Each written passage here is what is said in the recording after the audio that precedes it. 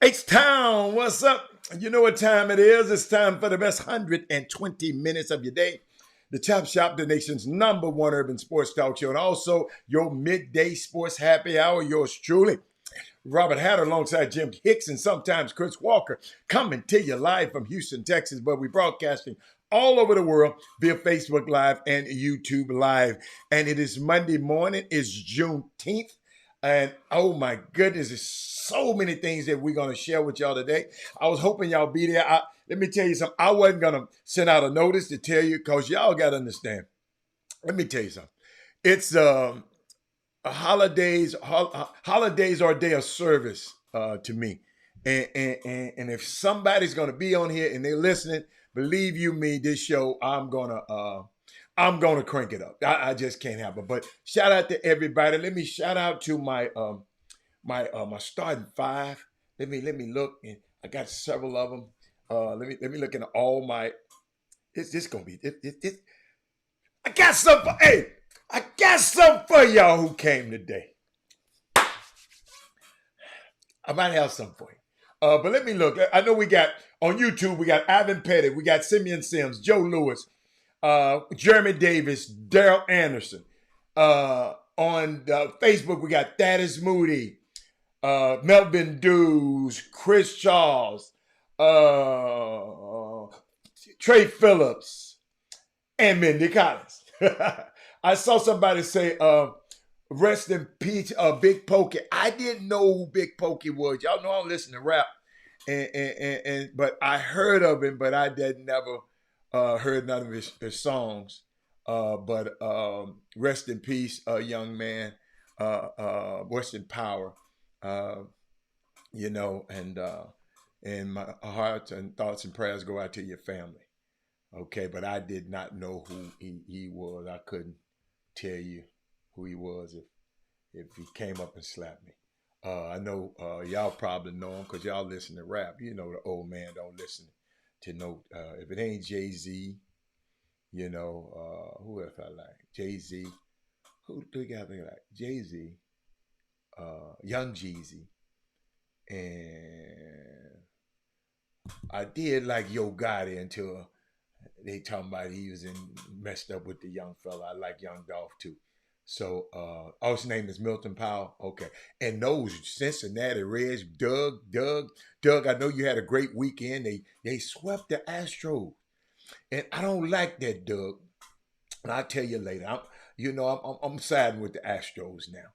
I don't like for nobody to beat up on them but me. Let me beat up on them. I don't like nobody else beating up on them.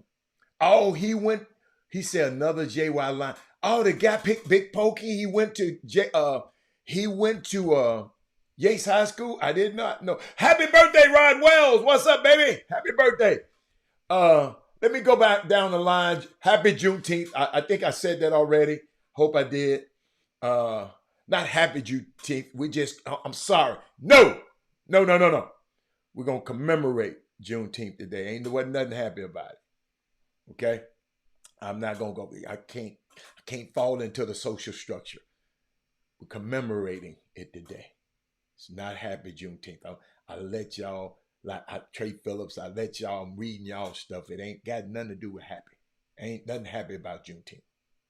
What happened Juneteenth? That is Moody, none of y'all. So let's get out. It's not Belinda, you too, baby. How you doing? Ain't nothing happy about Juneteenth. Okay. I know we just slipped, but we just gonna commemorate it today. Okay. Nothing happy about what happened with Juneteenth at all. All right. Happy Father's Day, fellas. Yeah, happy Father. You know what? I want to talk about something. I'm trying to see where I'm gonna go. Let me get some of your little sports fix out the way. And I love it. I love sports. I shouldn't say a little sports fix. I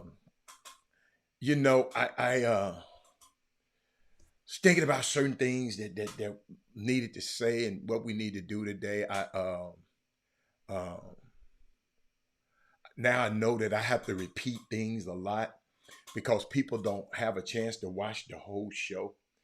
So I got to repeat some stuff that I said last week, and I want to share that with y'all. Maybe I'll repeat it down the road because I did it in the beginning of the show last time.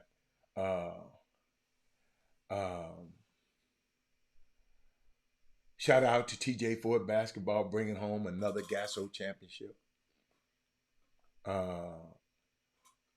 Cody said CP3 gets another 15 paid by getting traded. Shout out to the girls. They played in the TABC. The girls basketball players in Houston and the surrounding areas. They played in the TABC. Did anything happen interesting? Let me know. Let me see. The No Excuse Pro Am. I was there this weekend. Great games. Got a chance to see it. Man, let me tell y'all something. We do a lot of stuff in this community, and we just do a lot of, we do a lot of stuff, man. And we always talk about stuff too high. We gonna pay to get in here. But this No Excuses Pro Am is one of the best values that I've seen in the city. You enjoy yourself coming to world famous Fundy Recreational Center. Get a chance. I met a young lady who's a chiropractor and a body, mind, and soul doctor there last night. And I got her information, but it's in my wallet. It's in another room. If I take a break, I want to shout her out. But I want to talk about a little bit. Every day to me is Father's Day. We lift up all the brothers who father us. All the brothers who father us. You got me? The Babas, the Tatas, the Jingas, the Daddies, the Popsies, the Pop-Pops, the Poppies, the Big Papas, the Padres, the Elders, the Old Heads, biologically gave us life, community shapes and guides who, and what we do with it. So the collective fatherhood, and I just wanted to share that with y'all, this collective fatherhood. I'm thinking about Father's Day this weekend. What's up, Eric Harrison? How you doing? Bradley Beal is finally going to a winning team. Okay, I hear you. He said one of the girls from Pro Skills, the Houston Dexter 17, got an offer from TSU. I am very happy about that. Let me put her. What's her name, Dexter Carroll? I like to call my girls by name. And I always think about calling people by their name because I never forget. Reading a story about when Jesus went back to the grave and told Lazarus to get up. They say he called his name by by his name, and the reason he called him by his name because everybody would have got up. He didn't want but one person to get up, and that was Lazarus. So let us know about her name. Happy belated Father. Oh, thank you, Mindy. Yeah. Let me tell you something about Father's Day. My daughter, my son, that's my tribe. I'm the father. Uh, I'm the leader. Uh, I even include my grandson in that. Now, it's the hardest job in the world, but it's the most rewarding. Uh, it is the most death defying, and it's by far the most gratifying. In the immortal words of what's the guy, David Arnold, he said, "It ain't for the weak. Being a father, it ain't for the weak." So, to every man who walks uh, who walks out his assignment as a father, biological or not, I honor you. You are unbelievable. You are, man. You're necessary. So happy Father's Day to all the guys uh, out there, man. And I'm so serious about it, Mindy. Share this show because I think I was thinking about something. Um, I want to share with y'all, and especially you black fathers. That thing went out to all fathers, but on this date, and I'm gonna talk about this a little bit too. On this date in 1965, General Gordon Granger arrived in Galveston to read the Order Number 3, which affirmed the end of slavery in states of the former Confederacy. This monumentous occasion has been celebrated as Juneteenth in combination with June and 19th for over 150 years. Um, and I just wanted to share that with y'all because I'm going to be talking about. Some people might not know about Juneteenth. I'm not going to take it for granted because I'm from Memphis and we weren't taught Juneteenth about what Juneteenth was, and some people were. It's just we weren't taught. But shout out to the young girl. What her name? Wait a minute, Allison Hollis. Allison, girl, welcome to Tiger Nation. Dexter, make sure you send this to her. Allison, welcome to Tiger Nation. I can't wait to see you out there on the floor. Um, Dexter, anything you need from me, you let me know. Chop Shop Htx at gmail.com. And Trace Phillips said he found out over the weekend while in LA that the general order did not include them. Yeah, yeah. It's but you know what? It's hey Toy Mason, Reginald Simpson just came on. I'm I'm gonna talk about sometime. I'm gonna mention uh, this trade. We're gonna talk about the trade. I do that. I think Chris coming on later. We're gonna talk about the trade. We're gonna talk about Michael Jordan in his ownership. He's in the process of finalizing the deal of selling the team. We're gonna talk about Bob Huggins, coach from coach from West Virginia, troubled coach, great coach. A lot of people love him. His players love him, and he had a DUI this weekend. He was so drunk, man. He went from one city, thought he was in another city. He was so got a car full of beer, a trash can full of beer, and just driving and drunk. I think 3 times the limit to a crowded place during a weekend of celebrations and stuff. He thought he was in Columbus, Ohio, but he was in Pittsburgh. He didn't know where he was. He was just, and getting behind the wheel. Uh, um, Larry Etienne, happy Freedom Day. Okay. All right. We're just going to commemorate. We ain't going to call it a happy day. We're going to call it, we're just going to commemorate it. But you know, over the weekend, y'all just triggered something for me. Y'all just triggered something, and I'm trying to see uh, where I want to, because it was Father's Day yesterday, and he said, "Watch how fast he gets now." Uh, King Stick dog. He's not going to get another job fast. He's not. Darryl Barnes, we got a new mindset today. We just commemorating Juneteenth. It was nothing happy about Juneteenth. What you think about West Virginia, Coach?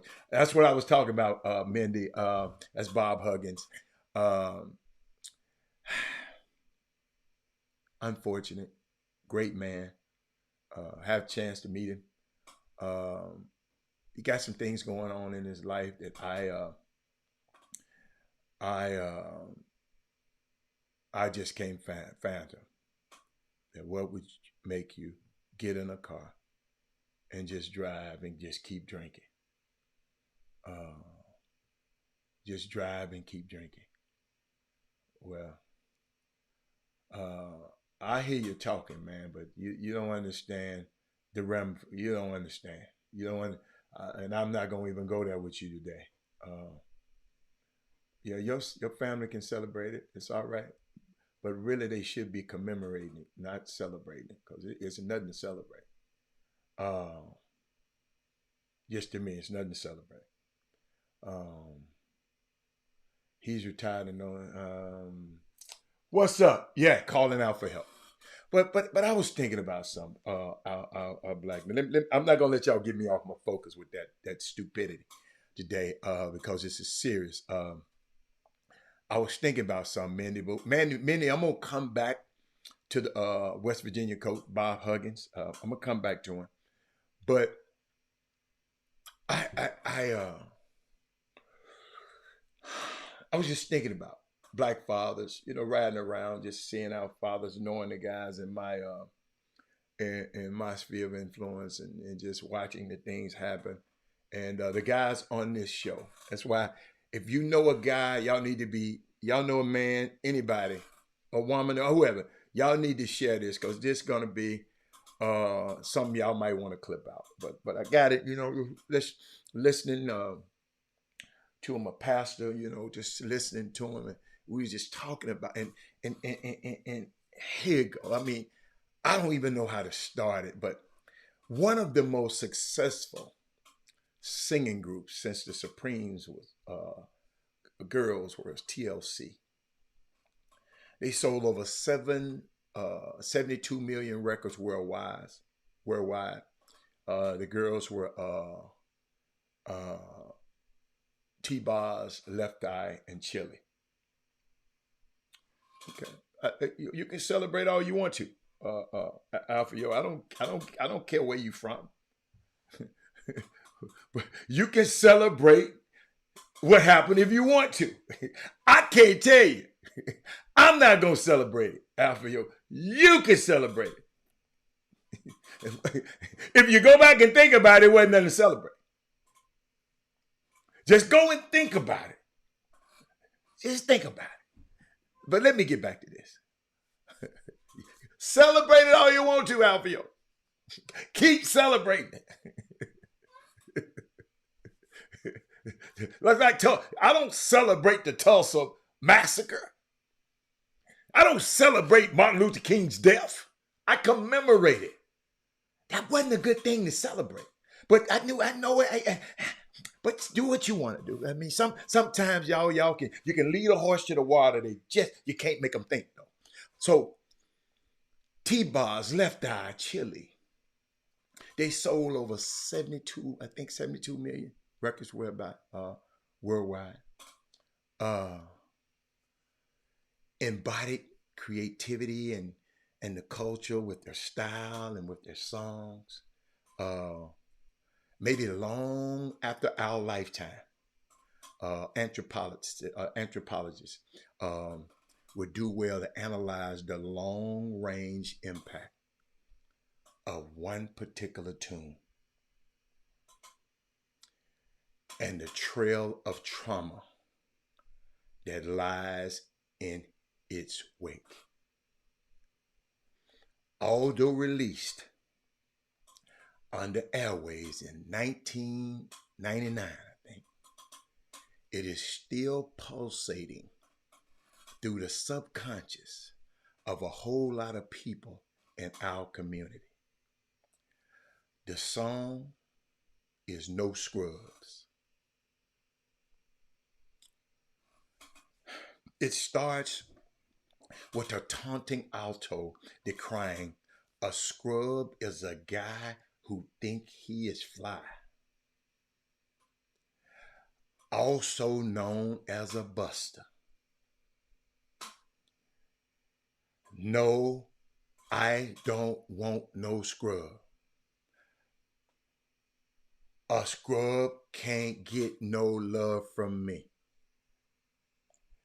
Hanging out the side of a passenger's of the side of the passenger side of his best friend's ride, trying to holler at me. No, I don't want your number. No, I don't want to give you mine. No, I don't want to meet you nowhere. No, I don't want none of your time. A scrub can't get no love from me.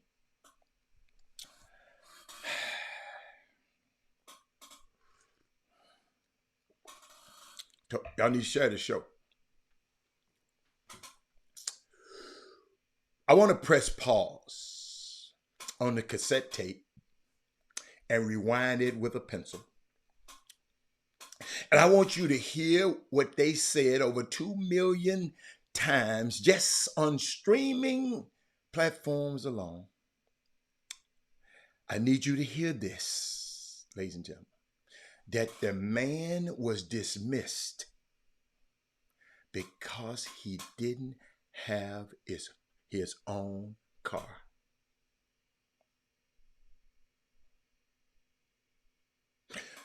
Not because of his character. He wasn't dismissed because of his character. Not because of his criminality. Not to be absence of self-control. Not because of an void of convictions. Not because he didn't have a relationship with Christ, but simply reduced to a car. What's up, Ken Lofton? They took into no account, Ken Lofton, the redlining of his zip code. The fact that maybe he is trying to rebuild his credit score. Or that he's coming off paper and the system won't let him have a driver's license. They never did took that. He just a scrub to them. The man's value was reduced to his wealth. All the more assessed by a pack of 20-year-olds. This who they was, 1999, this who they was talking to. Ladies and gentlemen, might I humble you? Might I humbly submit to you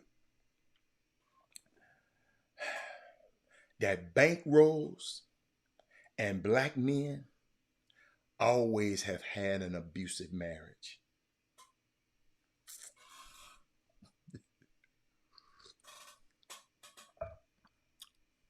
Given the fact that the currency of this country was built on the backs of black men. See them guys behind me? See them guys behind me? Our value was always measured on our strength and our seeds, but never on our sensibilities.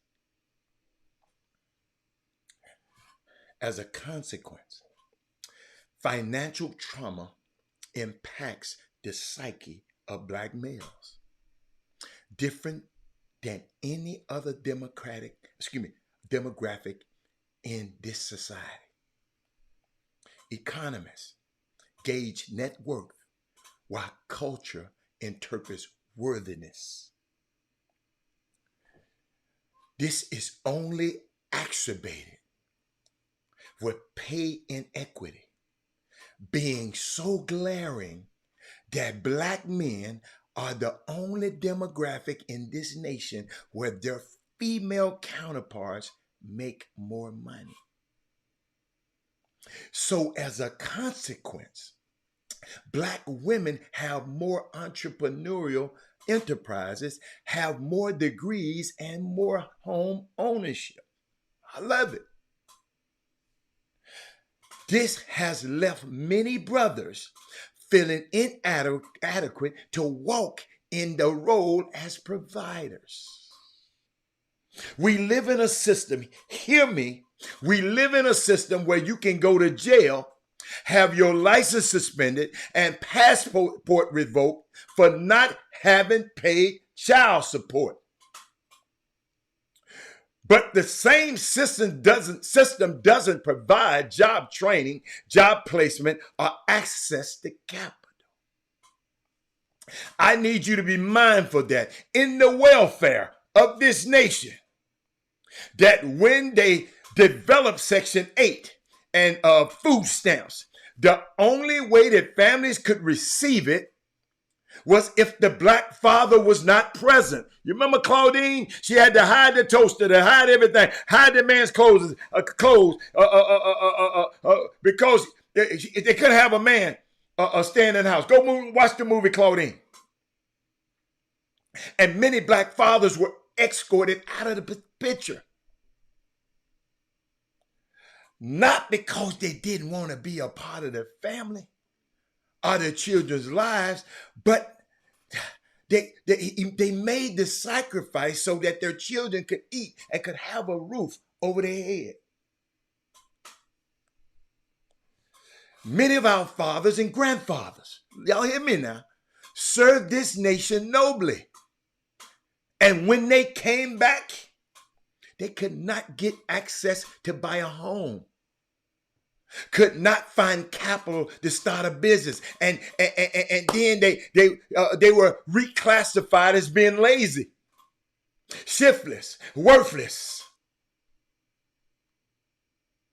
While it is they were a lot of them come back from Vietnam, they were strung out on heroin, but not given any insurance or any aftercare or any medical attention like they're doing the people that's caught on opioids now. And these guys served in, I'm just giving you some history, y'all. Ain't this Juneteenth? I need you to understand that money do not define a black man. A black man has been a man even when he had no money. I want you, let me tell you something right now. I want to heal some of these black fathers out here, man. I love y'all, Doc, because I'm hearing y'all.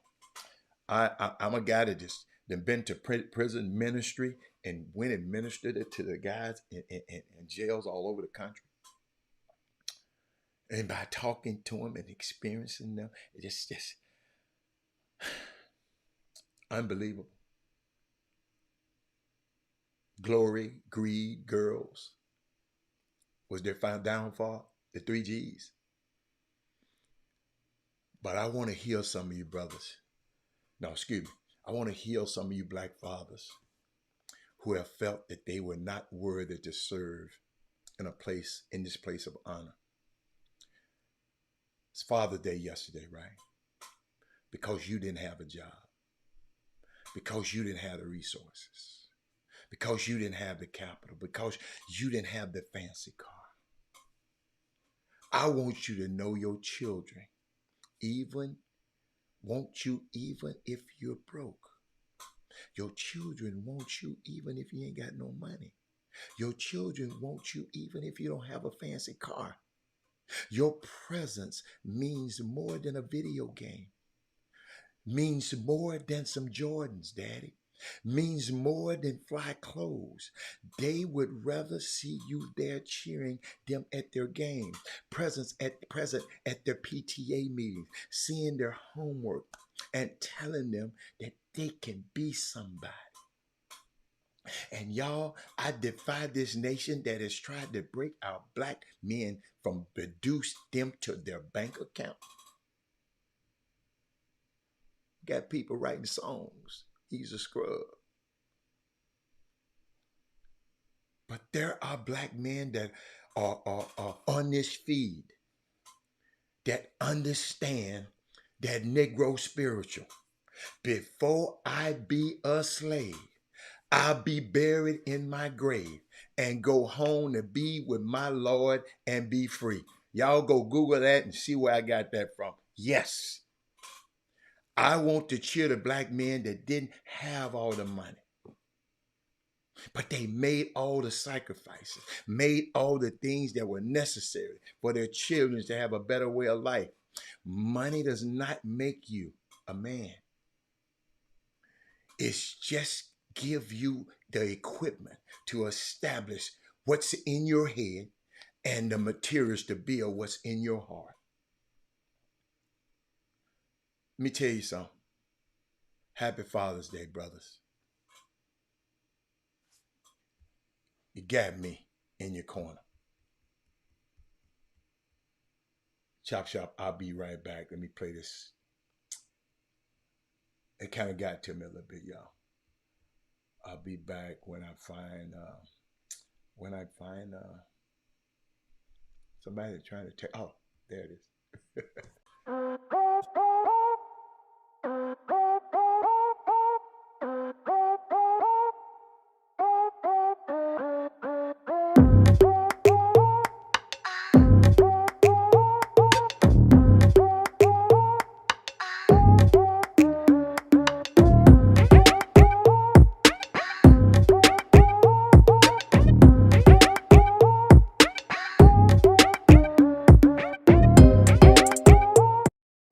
Welcome back. Welcome back.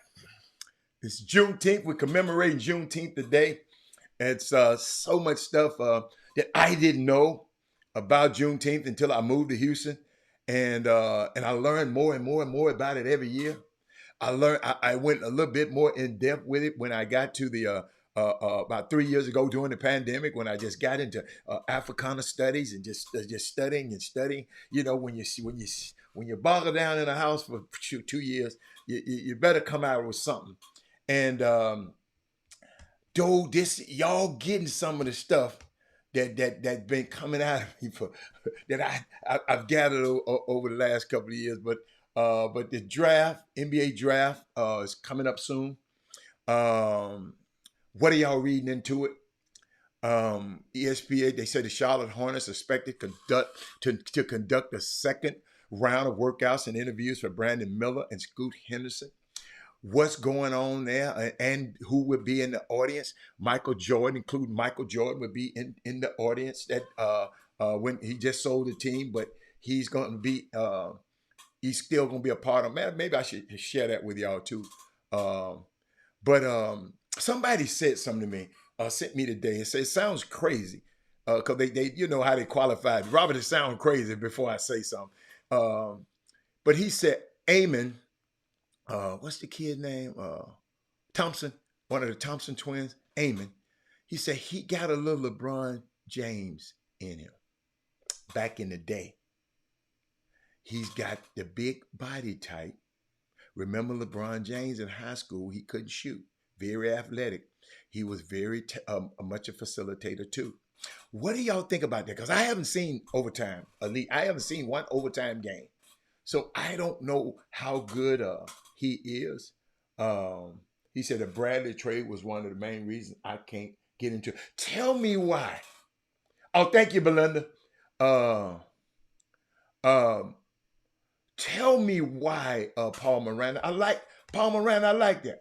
Tell me why you can't get in the NBA. Because I'm loving the NBA more after 30 years of doing this stuff. I'm loving it more now.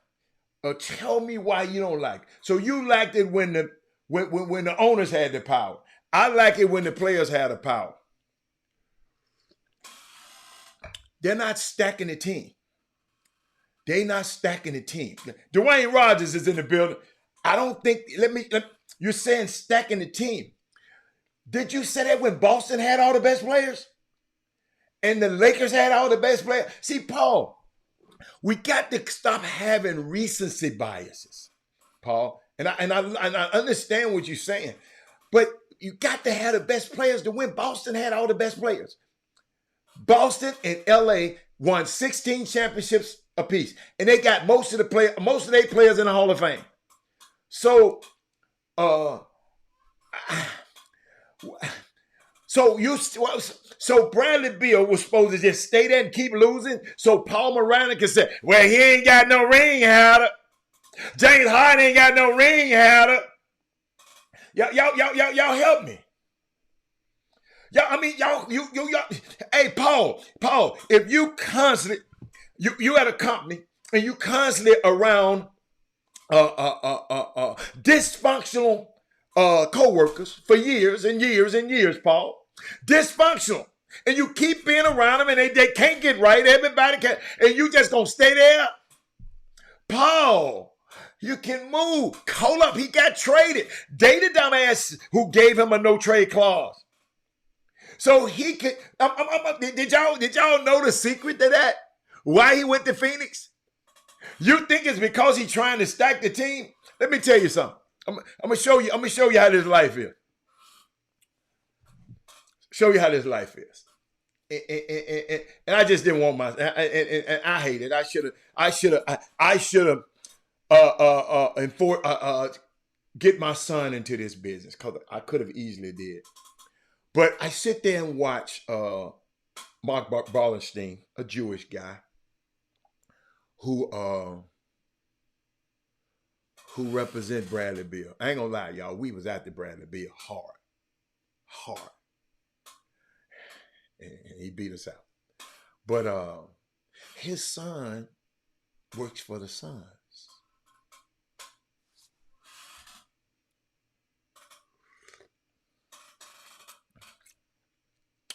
His son, Bradley Beal's, I think Josh Ballenstein. I remember he was a little bitty boy. I've been in this business 30 years now. So I remember. Now he's an executive because who his dad is. Working for Phoenix Suns. So did nobody else really even have a chance to get him? Did nobody have a chance? Because Brad Beal can veto his daddy. Brad Beal agent is Mark Ballenstein. They can veto any other trade. So he said they was talking about all that Miami stuff. Now, his dad, son, works.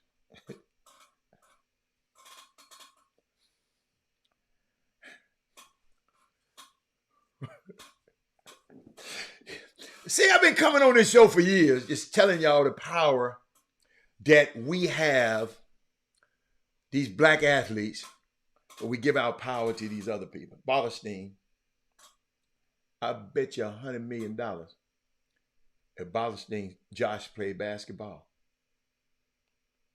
I bet you it's a Jewish guy is going to be represented.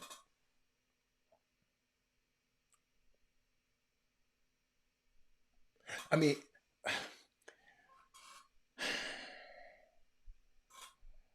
let me tell you something, man. That's how much power we have. We got power. Brad Beal, black body, had the power to not only help the daddy, but to help the son.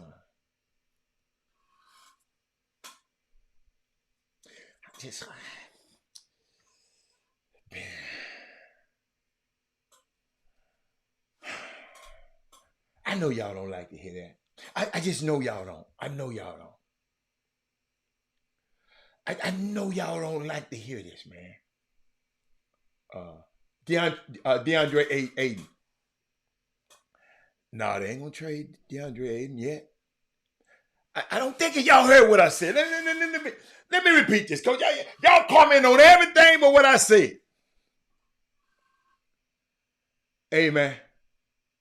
Hey, Melvin Dukes, I just gave you the play. You better quit listening to them clowns, and I'm telling you what happened. They weren't thinking about no damn Tyler Hero. See, this is what you get off Twitter. Hold up. This is what you get off Twitter. This is what you get off Twitter. Miami kept wanting to trade Tyree, not wanting to trade. Melvin Dukes, I want you to quit typing and listen. I want you to listen, because I know y'all have listened. Mark Bartelstein represents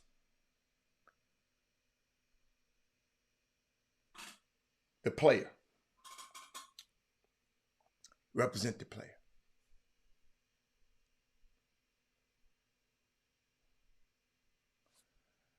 His son is the CEO of the Suns. That deal was done already. That deal was done already. Bradley Beal was done. Are y'all hearing me? Palmer, Melvin Dukes, I'm finna repeat it. Let me repeat it just in case everybody wanted him. But I'm trying to explain to you what happened. You can go it. I'm talking about how the trade, not true. The Houston wanted him to. Everybody wanted him. They could have gave up anything. Bradley Beal had a no trade. He could say, I don't want to go to Houston. I don't want to go to Miami.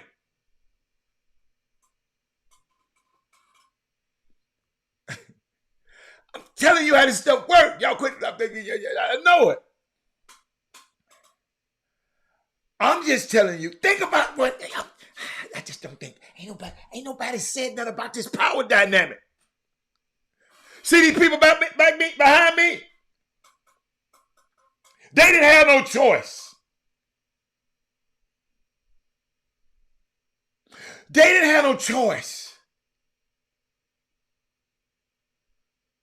Brad Beal had a choice who represent him.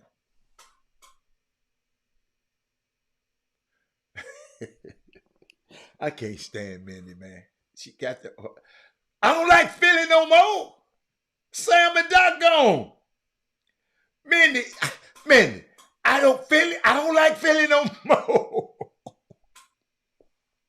Sam and Doc gone, Mindy. Mindy, you didn't get the memo. He said, I lost my love for the NBA when they allowed Paul Gasol to go to the Lakers for a couple of. That ain't well, you very fickle. You wasn't really in love there. If KD and Booker wasn't there, he's not going. Thank you, Corey. Thank you. You're right. You're right. But we don't know, Corey. Because guess what, Corey? Corey, help me out with this. Help me out with this, Corey. Well, KD and Booker. Okay, yeah, it was a bomb team. Yeah. His agent wouldn't even want to send him there. But guess what? That's where his son is. The agent gonna help his son at the expense of Bradley Beal. Corey, I'm glad you brought that up. Man, I'm glad we're doing this on Juneteenth. We can talk about this. Hey, we can talk about this on this show. Stephen A. Smith and them can't talk about this.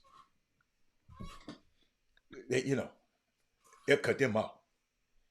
Watch this. Corey said if KD and Booker wasn't there, he's not going. That's where his son at. Corey, flip the script if that was your son. Harden is a free agent. Harden is opt out, Mindy. He ain't there. I'm going to tell you, if Doc and Sam ain't there, I'm not cheering for Philly, even if James there this year.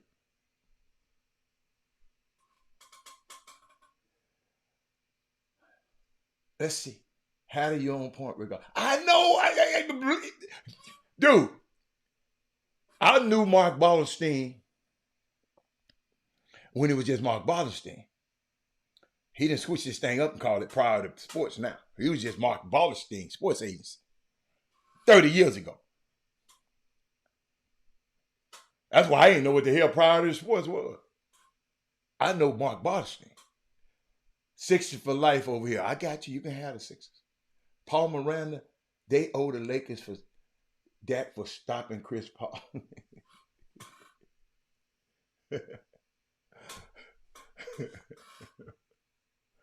Think about it, Corey. I'm serious now. Think about it.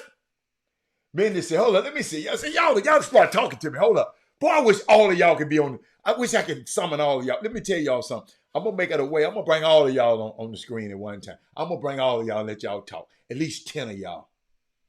I'm working on something. About 10 of y'all going to be on here. I'm going to be able to quiet y'all ass down, too. You ain't going to be on here talking crazy now. She said, isn't it crazy that they stopped Stevie going to the next? See, Mindy, do you know that whole story? Mindy, did you know that whole story? Because people are saying they stopped it. I don't know what was the motive. But Mindy, what happened? And I don't know if you know this, Mindy, because you might. The Carolina Panthers. I mean, not Carolina Panthers. The team that Chris Paul was on. They didn't have an owner. They didn't have an owner.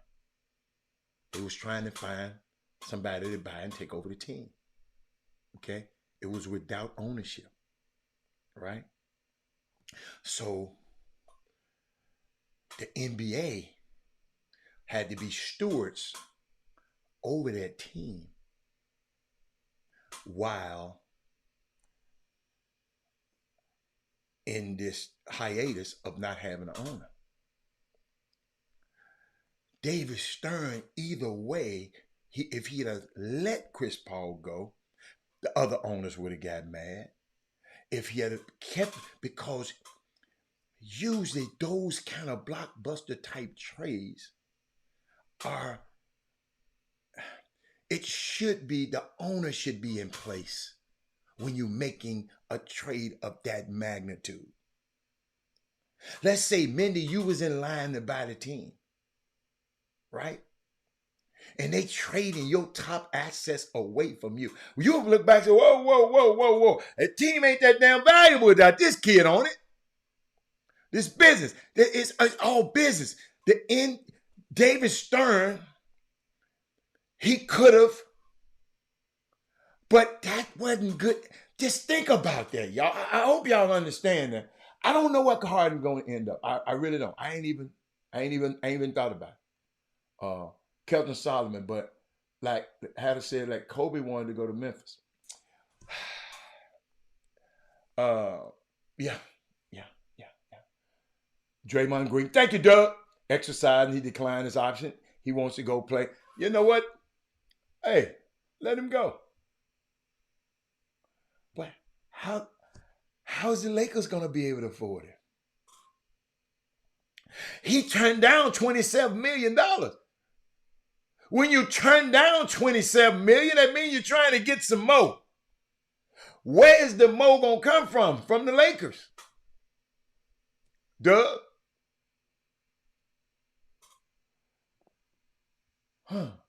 How did we start as an investment bank? He started as a bank and switched to sports agents. I know exactly who he is.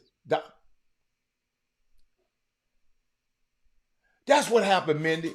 And people will be saying it and throwing it out there, but that's why I'm here.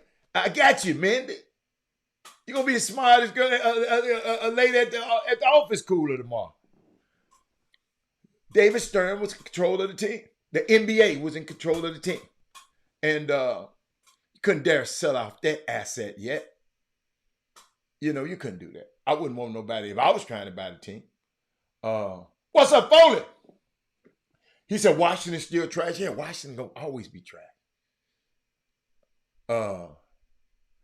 Brad Bill had, got the hell out of there, man. Washington gonna be, you know what? Washington need a rebuild. Why pay that dude all that money? They getting that. Think about it, Mindy. Why pay that dude all that money and you still getting your head tore off?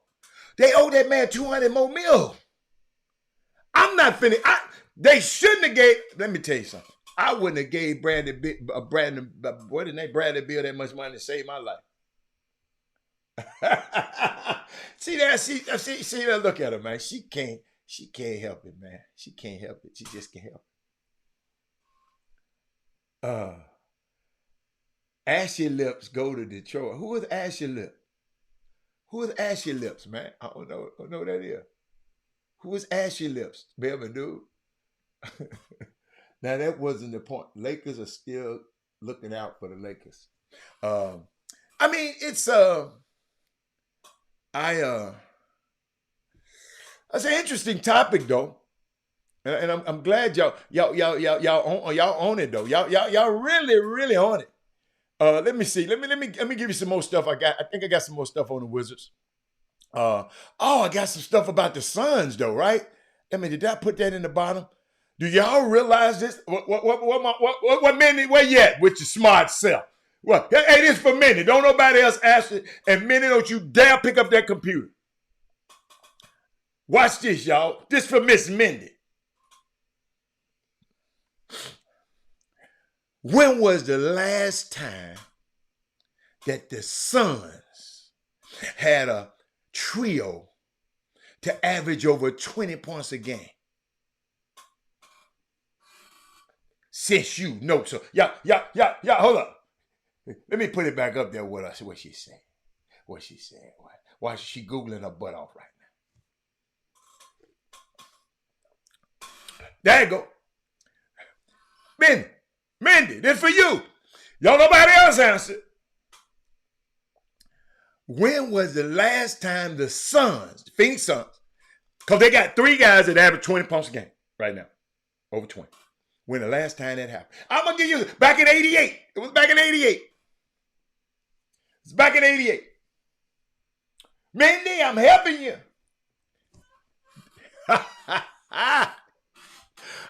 Hey, I'm going to let y'all Google. I'm going to give y'all a chance.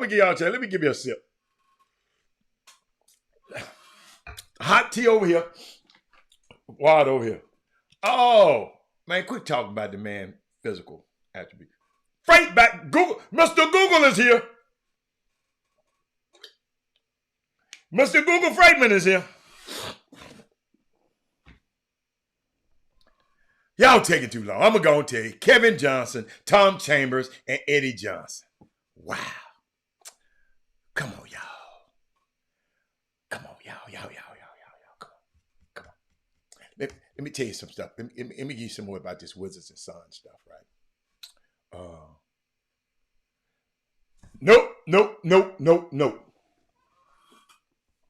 That wasn't it. That is Moody. Let me help y'all. That's all right. It was back in 88. Have y'all noticed about this new owner? Because we haven't talked about him a little bit. I brought if y'all remember, I brought the owner, Matt Ishbia, name up a while back before he even bought the team. I think I was talking about how I liked the way he was, I talked about his relationship with Izzo. I talked about him giving Mel Tucker, making sure Mel Tucker had a big contract, that big $85 million contract that Mel Tucker got. 50 million of it came from Matt Ishbia. And y'all, he ain't been on the Phoenix Suns but for 5 months, right? 5 months as an owner. He already done traded for Kevin Durant, fired Monty Williams, hired Frank Vogel, traded away Chris Paul, and traded for Bradley Beal. Some owners ain't did all that in a lifetime. Did y'all hear what I said? Matt Ishbia ain't been owning the team. This man came right. Hey, man. Y'all see who be sitting next to him at them games? Anybody but Thad Moody. Thad Moody gonna know. Y'all know who be sitting next to him at them games? At the games this year? Y'all know who he listened to? Talk to me. Y'all know who he listens to? Man, can y'all understand that if the NFL was ran like the NBA, oh, you would hate. No. Oh, okay.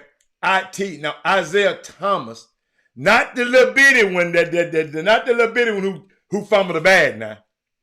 The real Isaiah Thomas. His name ain't IT, Corey Williams. You know it's true. Okay. Yeah. The real Isaiah Lloyd Thomas, who was the worst GM in the damn league at New York. Isaiah was up. Hey, do me a favor, Mindy. Do me a favor. Mindy, go look up Isaiah in the lawsuit. New York Knicks, the lady who worked for them, the black lady who worked for him, he was trying to mess with her. She wouldn't give him none. He was just trying hard. He was just trying to, treated her bad, fired her and all that kind of stuff. She got paid. Like it. Y'all look it up. I forgot her name. Isaiah, man. I love him. That's my favorite. Listen, I told a guy the other day, there's 2 basketball players that shaped my life. Really, 3. Tiny Archibald, Isaiah Thomas, and Marcus Johnson. Those 3 shaped my whole basketball life. You got me? Do y'all remember? Oh, okay. Are y'all following me? Mindy, Isaiah Thomas calling the shots now. Like Chris Walker said, Rob, you got to get the best players to win. Yes, you got to get good players to win, but y'all, they got 4 players with $160 million worth of salary. And they at the salary cap. So everything they pay over, they got 4 players. They got 4 players under contract right now. That's all they got. They got room for 13 more. I think it's a little bit more now. Might be 15 more. I think they're gonna be able to carry 2 more extra two-way players. I think they're gonna come. I think they up to 4 two-way players up this year. Let me tell you something. I haven't seen it in the agreement, but they've been telling me about it. No. I'm serious. Yes, he drafted Damon Stoudemire at Toronto. Yes, Isaiah Thomas. They didn't win nothing. Thad Moody. Look at that blender. Isaiah, man, he wasn't good as no. But James Dolan loved him. The owner of the New York Knicks, who put Charles Barkley out, he loves him. And Matt Ishbia, he grew up, I should have said this about this guy. He was a walk-on Michigan State basketball team. He just loved the sport. He's a groupie with a lot of money. Man, Ishbia. Of course, I want all these dudes on my team. If I was a billionaire, I'm finna go buy the best players. And Paul Miranda told me, I don't like the NBA no more. Paul Miranda. Don't nobody like dislike the NBA, but you and Donald Trump. And the NBA had a record viewership this year in the playoff. I'm telling y'all, I'm sitting there thinking about it. He said, I'm missing my point. No, yeah, I'm missing it. I'm sorry. What's your point? What's your point? I missed it. I apologize. I missed it because I don't understand your point. Let me tell you something. I'm trying to see about these Wizards. Now, the deal now with the Wizards, they said it could take a few days to be complete, But Bill is on his way to the Sun to make a big three. Call it a big three. I know y'all don't like the big threes, but I do. Because I like to see the big threes fall. That's why. And one of the reasons, y'all, the deal could take a few days is to complete, or will allow the Wizards to field offers to widen the deal to a three-way trade to give Chris Paul a chance to land with a contender. They trying to see what the Lakers and the Clippers going to do, because Chris Paul want to go to one of them places, because guess why? His home is there. He was renting in Phoenix, and he would, he was away from his family every time he was there during the season. So if MBJ last majority owner move is traded number 2, it don't work. Okay, I don't know what you're talking about. What you talking about? What you talking about, Melvin dude? What you talking about? Explain to me what you're talking about. The NBA using their influence to help certain teams. There's no way that if you own Washington that you would make that trade. Yes, I would. Paul Miranda. I was already in the lottery, Paul Miranda, paying a dude $200 million. Now I'm going to be in the lottery, not paying a dude $200 million. Hey, that's a win for Washington. Now they can rebuild because they got a new, I think Tommy Shepard, is that Shepard? Chop Shepard got fired. That's the one who did. They got a new guy that came in, and he's going to build his team his way and get Brad Beal out of there. They got a new regime coming in, man. So that's why that happened. You can get anything about, you said you not getting anything about to help. Paul, what is you saying? They ain't trying to help. What you mean? Paul, I don't understand what you're saying, man. What did Washington really get? I just told you. Maybe you late. They don't want Chris Paul. Washington want to develop their young players. Okay? They trading away a guy that's making $50 million a year. I was losing with him, Paul. Why I still want him? Let me start this thing over again and try to find me a new star. Let me trust the process. You follow me? Paul, I just don't understand you, man. You're right. I don't understand you because your writing ain't that damn good today. But only 10 NBA teams. We talking about a franchise that can make these moves. Okay. So, yeah, they make these moves. Hey, they doing it up in OKC. You ain't said nothing about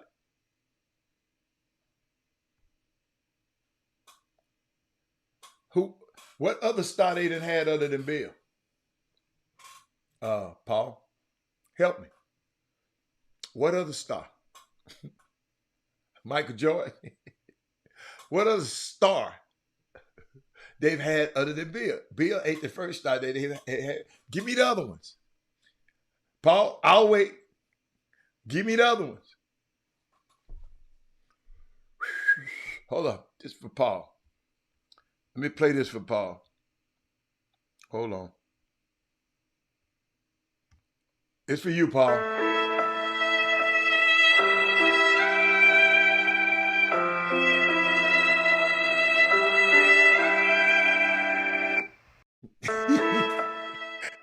Hey, only 10 NBA players' contracts in NBA history has included a true no trade clause. It's David Robinson, John Stockton, Kobe Bryant, Tim Duncan, Kevin Garnett, Dirk Nowitzki, Dwayne Wade, LeBron James, Carmelo Anthony, and Bradley Beal. Arenas wasn't no damn star. Arenas wasn't no star. West.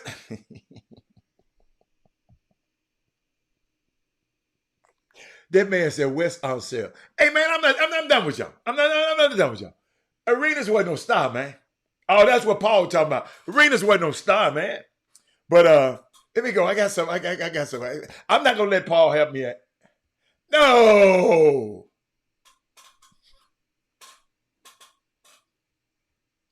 Nah, he wasn't no star. Might have been a star to you. He wasn't no star to me. But can I talk about this a little bit? Can I talk about this? Who all think Arenas Arenas was a star? Y'all put the name up on the board. Y'all, Michael Jordan. What time is it? Michael Jordan is finalizing. Michael Jordan is finalizing a sale of the Charlotte Hornets to a group led by Gabe Plotkin and Rick Schnall, ending a 13-year run as majority owner. What did y'all think about Michael Jordan, only black owner we had, selling his team? So the Jordan family, after he passed away, it won't be in the hands of his family. Like the Hunts, who own the Kansas City Chiefs. Lamar Hunt owned the team. Now his son run the team as a family. Y'all talk to him. Westbrook was a star. Westbrook was a star. I agree. I agree with Westbrook. I know you're talking about. You're talking about John Wall. You're talking about John Wall. The Lakers to the bus. Do y'all feel some type of way about that? Y'all talk to me. Can I talk to y'all? Can we talk? Michael Jordan selling his majority stake, right? Now, I ain't mad at him. You know, they say he played 200 mil, 200. They said, some people said 190, 180. Then somebody said 275. And they go buy it for $3 billion. It's a $3 billion valuation. That ain't bad. That ain't bad. Y'all talk to me. Y'all talk. He profited big time. Yeah. I read something about Michael Jordan selling the team because he owed another billionaire in Chicago some money.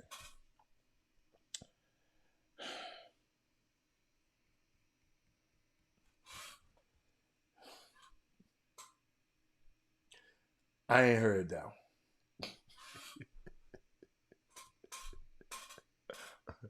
I ain't heard that. Usually when billionaires owe each other money, we don't hear it.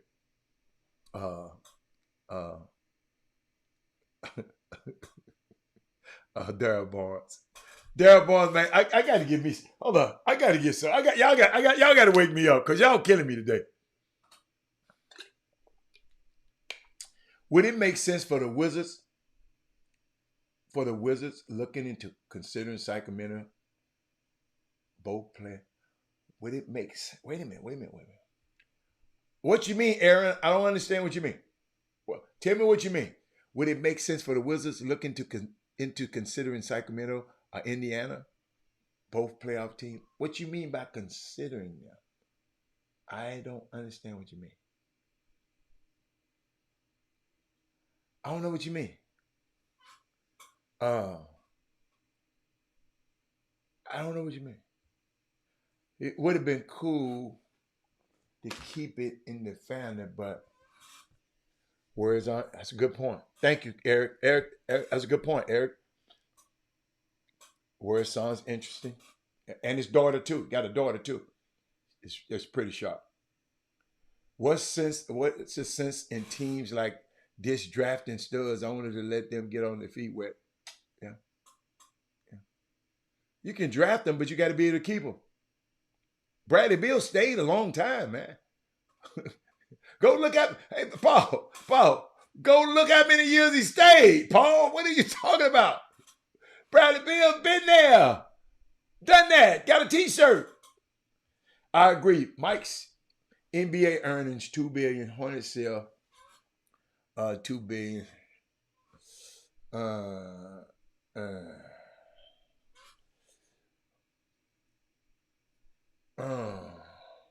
What's up, Slim? Slim, I'm glad you're here, man. Come on, man. I'm glad you're here. Because Paul Miranda and some of these guys, they've been doing something today. Y'all been doing something.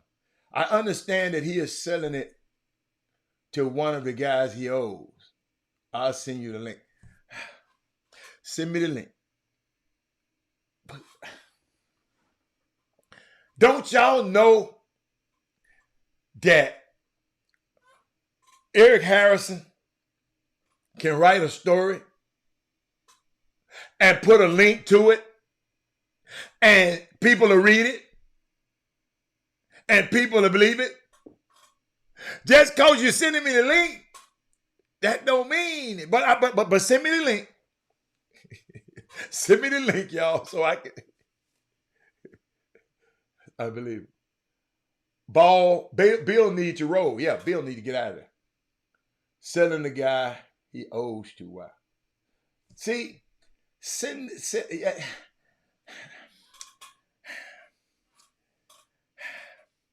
don't y'all know the NBA is going to investigate that? Barnes. The NBA got to approve of the sale to the next guy. And if they feel something wasn't right about the transaction of the next guy, the guy he owed the money to, guess what? NBA did not have to vote him in. Just because you got money don't mean you're in there, Barnes. So send it to me. I'll check it out. No. You can talk about the Wizards. I'm trying to find out. Somebody just, would it make sense to kill those team in the trade? No. Aaron. They would, Aaron. The Wizards, Aaron, you must have just came on. Let me help you. Aaron, the Wizards didn't have a choice, my friend. Bradley Beal had a no trade clause. Ike said, no, I don't want to go there. No, I'm not going there. I don't care what they got. My agent's son is the CEO of the Phoenix Suns. I'm going out there with him and play with Chris Paul. No, excuse me. With Devin Booker and Wichita. The Washington Wizards just said, man, whatever we can get back, let's get it back. Give me Landry Shamet.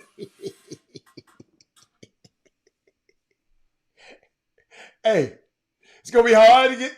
See, regular dudes that ain't that great like Bradley Beal should have never got no damn no trade clause. Now, Giannis, yes. Did y'all read them names of the dudes I told you got the no trade clause? Bradley Beal ain't in no way. Hold on, let me go back. Thank you, Aaron. I like that, Aaron. Aaron, that was good, Aaron. Aaron, I like that one, baby. I like that one. Aaron, you the man. You the man, Aaron. Aaron, I'm trying to go back. What was that, Aaron? What was that, Aaron? Oh, yeah, NBA. NBA. Here we go. I think I got it. Aaron, check this out. Aaron. Ain't been but 10 NBA players. Contracts in the NBA have ever included the no trade clause. David Robinson. Bradley Beal. What? You can't mention Bradley Beal. John Stockton. No. Kobe Bryant. No. Tim Duncan. Hell no. This Bradley Beal over here.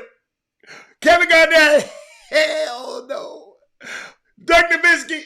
Hell no. D-Wade. Double hell no.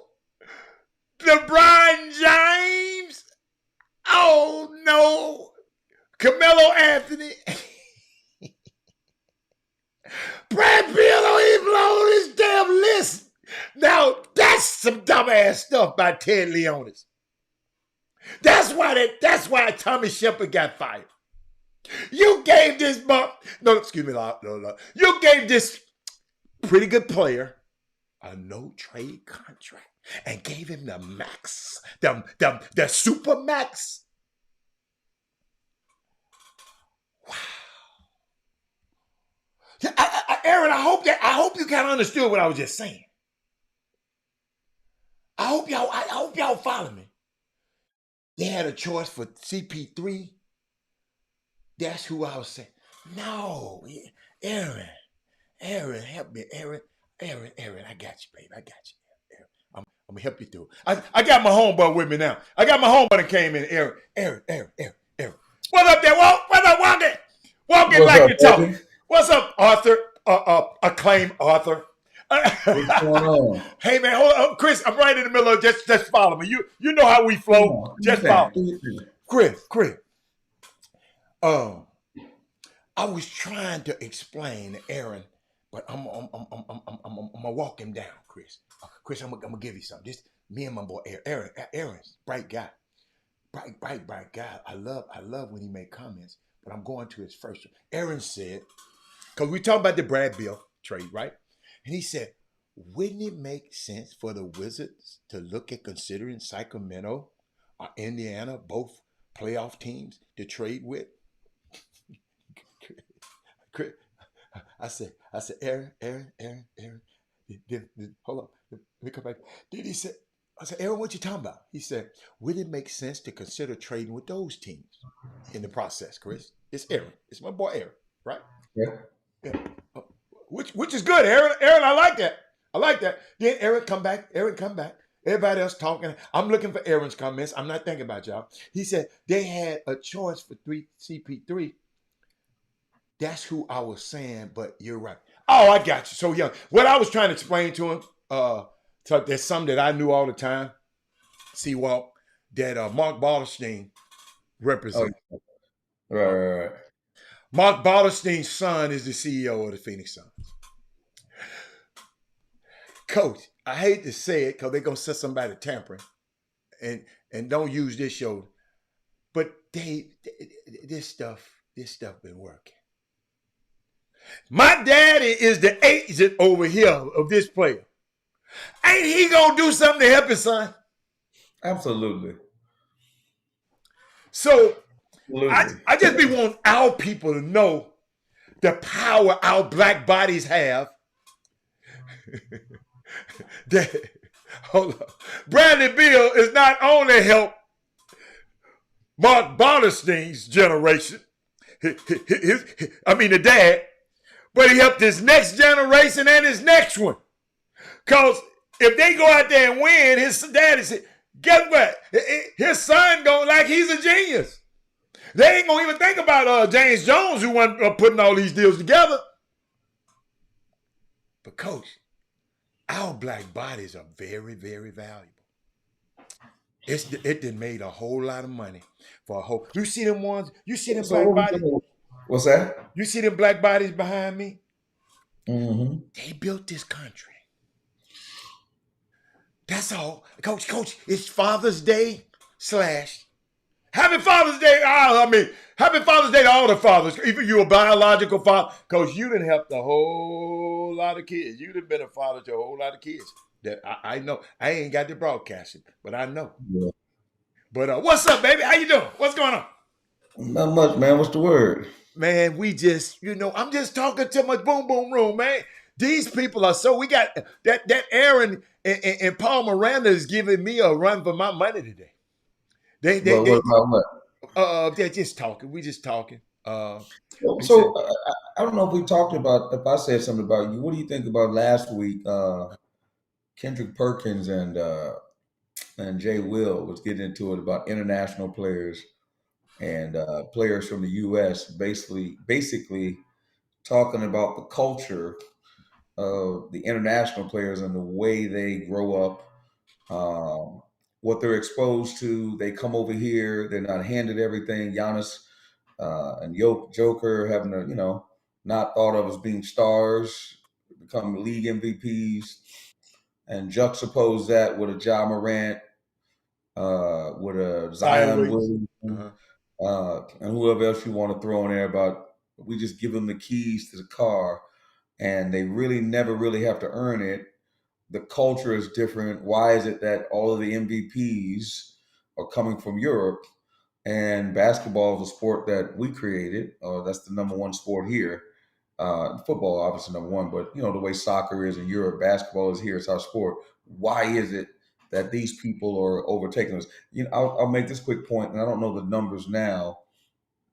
I was sitting with about two GMs and about three front office people a couple years ago in Vegas, and they were talking about how many European players were in the NBA. Because I think when Mike played back in the day, when Jordan played, there were a handful of European players. Yeah. Drazen Petrovic. I want to say Sabonis. Yeah. Was Sabonis in the league then? I don't know if Sabonis was in the league then, was he? Because when they played against Portland, I don't think Sabonis was there. They had Duckworth back Yeah, then. he came in at the end. But At you the had a end, lot of them. I just can't think of all of them, man. it wasn't many. Bloody. Yeah. Bloody, Levi.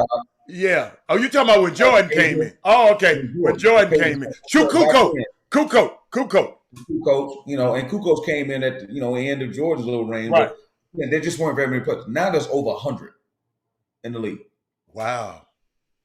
So we were talking about this. I don't know, and they alluded to the black actors, the British black actors, and why Hollywood chooses them over black actors that are in America.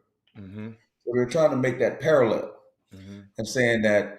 This was wait a minute. This was Jay Will and Kendrick Perkins was man. Yeah. Come on, keep talking. And they were basically saying that I don't want to say they're easier to deal with, or they're more disciplined, they work harder, they expect less, give more, but they were making that argument. They were going back and forth now. Right. And Kendrick, what did you come up with? What did you come up? So what did you tell me what you gleaned from it? Here's my thing. I'd like to hit a boom boom room. I don't want to, I'm not going to take a stance either way because I can see some of both sides in it, the business aspect of it. I'll just make this quick parallel to Major League Baseball. So, are there not Mookie Betts? There's really good black players that play baseball that are trained, that come up playing baseball, unlike golf. And in the 70s, when you and I grew up, Hatter, we wanted to be baseball players because those were the main guys. There was no NBA back in the 70s. People just don't know that. Right. The baseball, the real athletes were football players and baseball players that were black. I wanted to be Dave Winfield. Right. There you go. Dave Winfield. I want to be Dave Parker. I mean, like, we are family. And that's just what it was. Or be Davey Lopes or one of them guys from the Dodgers. That was the world we lived in. Right. And now these kids grow up in a world where basketball is a thing, or football is a thing. Absolutely. My point is, Major League Baseball goes over to Dominican Republic, and they bring players that look like us, but they speak Spanish. Right. Right. And now they don't. It seems like the black players being shut out. But the league is making it's a reason.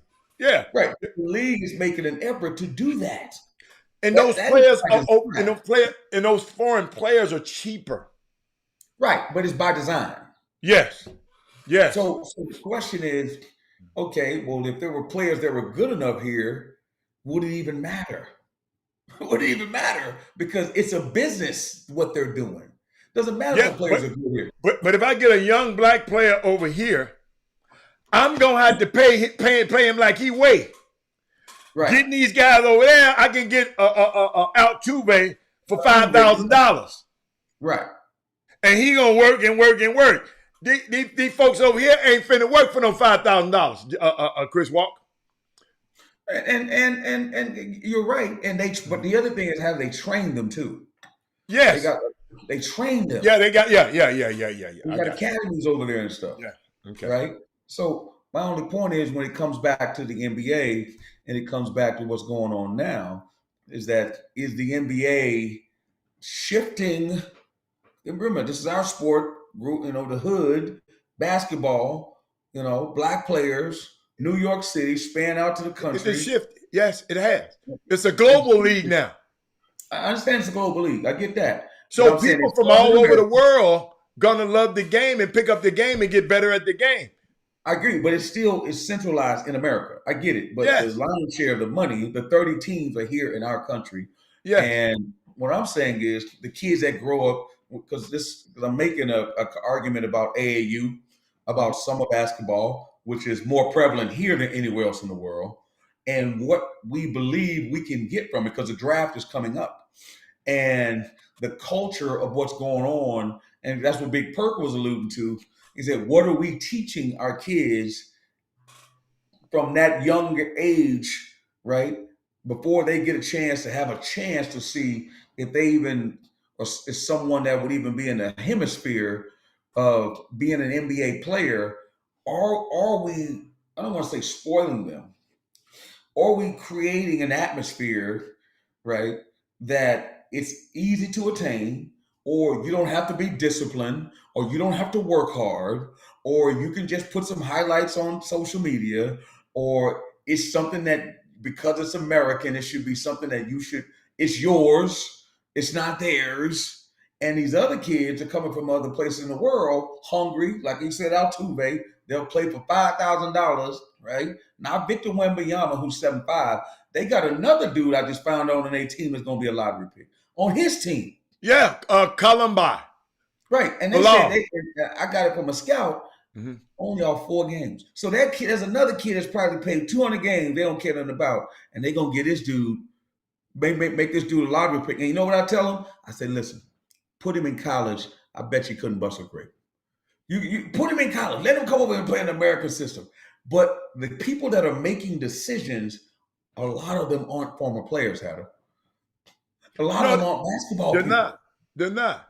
They're not basketball people. So you're running. So So think about basketball people are not in the front office as much. Well, with Calvin Booth is in with right. Denver. He just And won. James Jones, James Jones. It's just of Troy Troy Weaver. Weaver, Troy Weaver. It's Nico. Nico's a basketball guy. yeah. But it's but what But my point is, okay. I'm getting Yeah, back well, to I'm trying to find your who's point. better You when getting I like A. Jimmy, man. You all hey, you damn near put me to sleep with that explanation, but keep going. Now I'm gonna put you to sleep. I'm trying to walk you around and tell you Okay. what they were talking about on TV. Oh, I'm okay. bringing it back to I'm saying, sorry. like, in our summer system, Uh-huh. are we creating creating a place where listen, today is Juneteenth, okay? Yes, sir. Yeah, So I'm not promoting my book, but I wrote a book called Elephant in Our Room, right? yes, sir. I got it right here. So think about this. Uh-huh. And I was looking at something. I think I was watching a bunch of commercials yesterday. Okay. It went from Priceline to Airbnb to Uber to you name it, Mm-hmm. to an Apple commercial to this. I'm like, damn, which one of those did we create? No.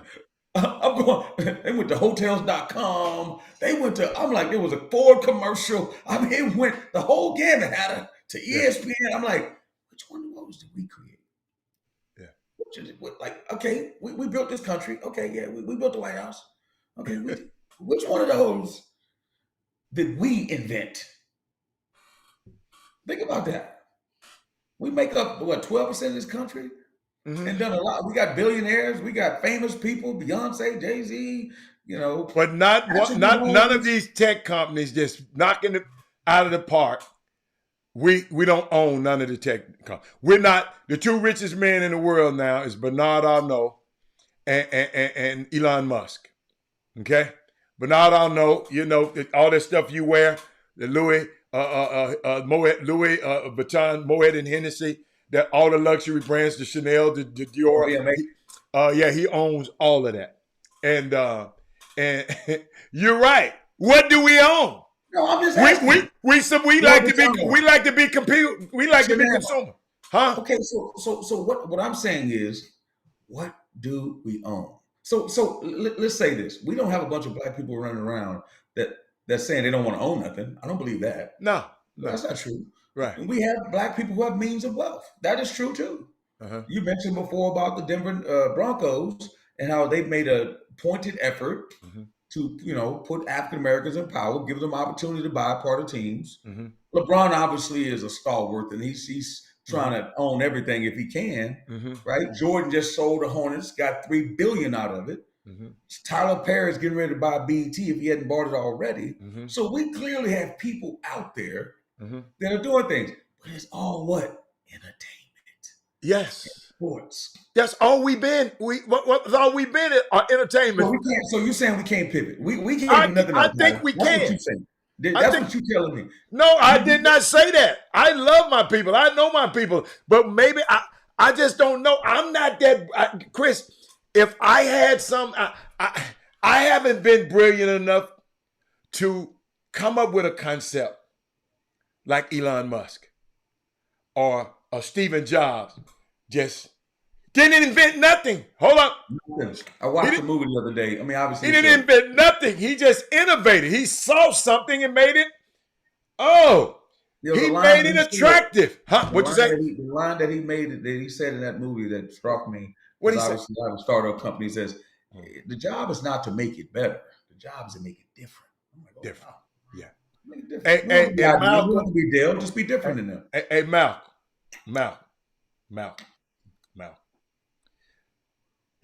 Tyler Perry's deal hasn't been finalized yet.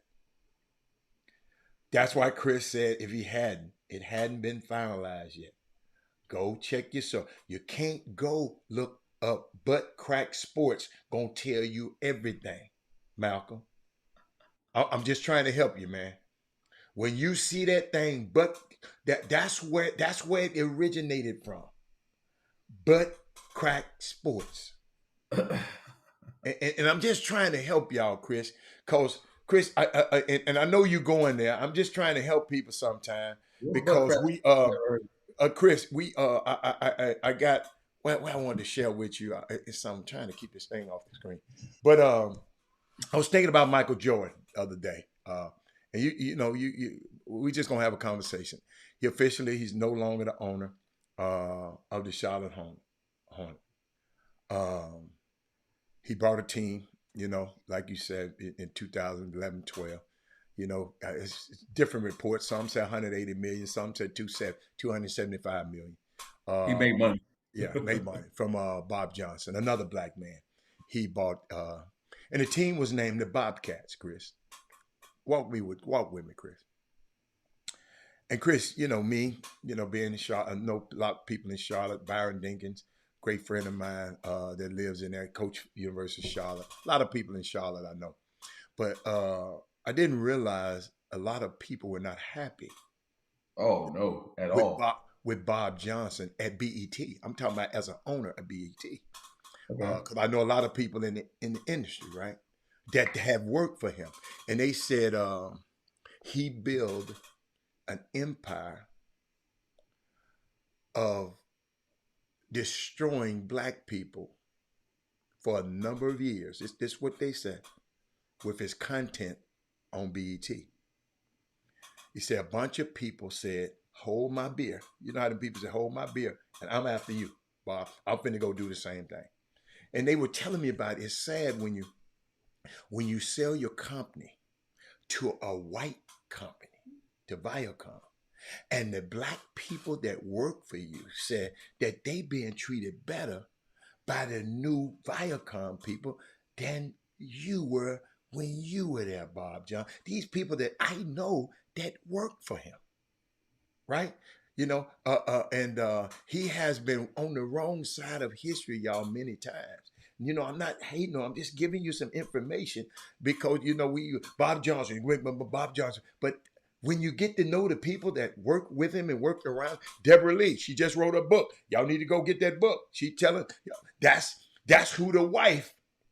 Him and the wife. He broke up with his wife. She had to give her $1 billion. He kept $1 billion, but it was because of Deborah Lee, the girl who was later president of BET, right? I don't know if you know who she is, Chris, but but me knowing Ed Gordon and meeting them guys, and I should have knew he got me when they got rid of Teen Summit, and got rid of Ed Gordon and Bev Smith, and he has some good programming now, but that's a balance, y'all. To all of that rap and all that old crazy stuff was coming. I know Chris loved the rap videos, and it's okay, Chris. It's okay. But Chris, but he Okay. doubled down. What he did to me, it seemed like he doubled down on VH1. What VH1 was trying to do, VH1 was trying to do. So it's just he's like I say, he sold it to Michael Jordan. And let me tell y'all some. I'm gonna give y'all some extra stuff though. J. Cole, Jimmy, is a minority owner. Oh, good. Okay, he's from the Charlotte area. Uh, and let me tell y'all something about Michael Jordan. And you know, because a lot of people, you know, you read stuff, you hear people say stuff. He ain't this, he don't do this, he ain't do. Let me tell y'all something. Just me talking to the people in Charlotte. Okay, me talking to people in Charlotte. People that live in Charlotte. They said in the last 7 to 8 years, this man Robert Hatter has been doing so much work for black people that is going directly to our communities, healthcare centers. One of the most important things in our community. And always remember, he was the first one to offer up his stadium for voting. You remember when they started trying to? He was the first one, and y'all, we always have these opinions about people, but without knowing the inner workings about it. See, most people, let me help y'all out, who are operating in those spaces like Michael Jordan, are not necessarily putting out press releases every time they do something. He don't have a press conference like everything. Now LeBron is a different animal. He got a press company. He's a media guy. You know how we said media guy? LeBron owns part. You know, he's a media. So yes, he gonna talk about everything. And he knocked it out the park last week. Chris, I don't know if you knew this. LeBron James hit a home run. Hey, I love him. I might mess with you, but when this dude went and bought an abandoned apartment building, gutted it out, refurbished it. No, apartment complex, excuse me. Gutted it out, refurbished it, Chris Walker, and guess what else? Furnished it. So his kids from the I Promise School can have a decent place to stay.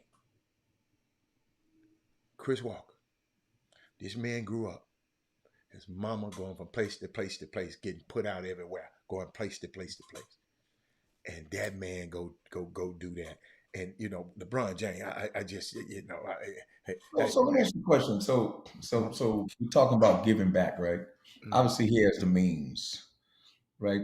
Do you believe? I want to get back to that Michael Jordan thing because one of the reasons why I heard that the league was like, Mike, you got to sell a team, man.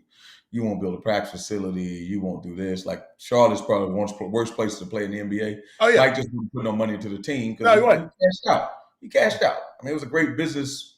You know, he doing Yeah, every. But like I said, he doing everything for everybody else. But that team, he's like, man, I paid you, man. Go out there and play. yeah, Go out there and play. absolutely, You know, absolutely. so they got to bring somebody that's going to upgrade a lot of things in Charlotte. But that being said, do you feel, Hatter, that we as African Americans who make it, quote unquote, make it, right, Mm-hmm. in America, you know, we Mm-hmm. come from humble beginnings, Mm-hmm. become multi millionaires, some billionaires. Mm-hmm.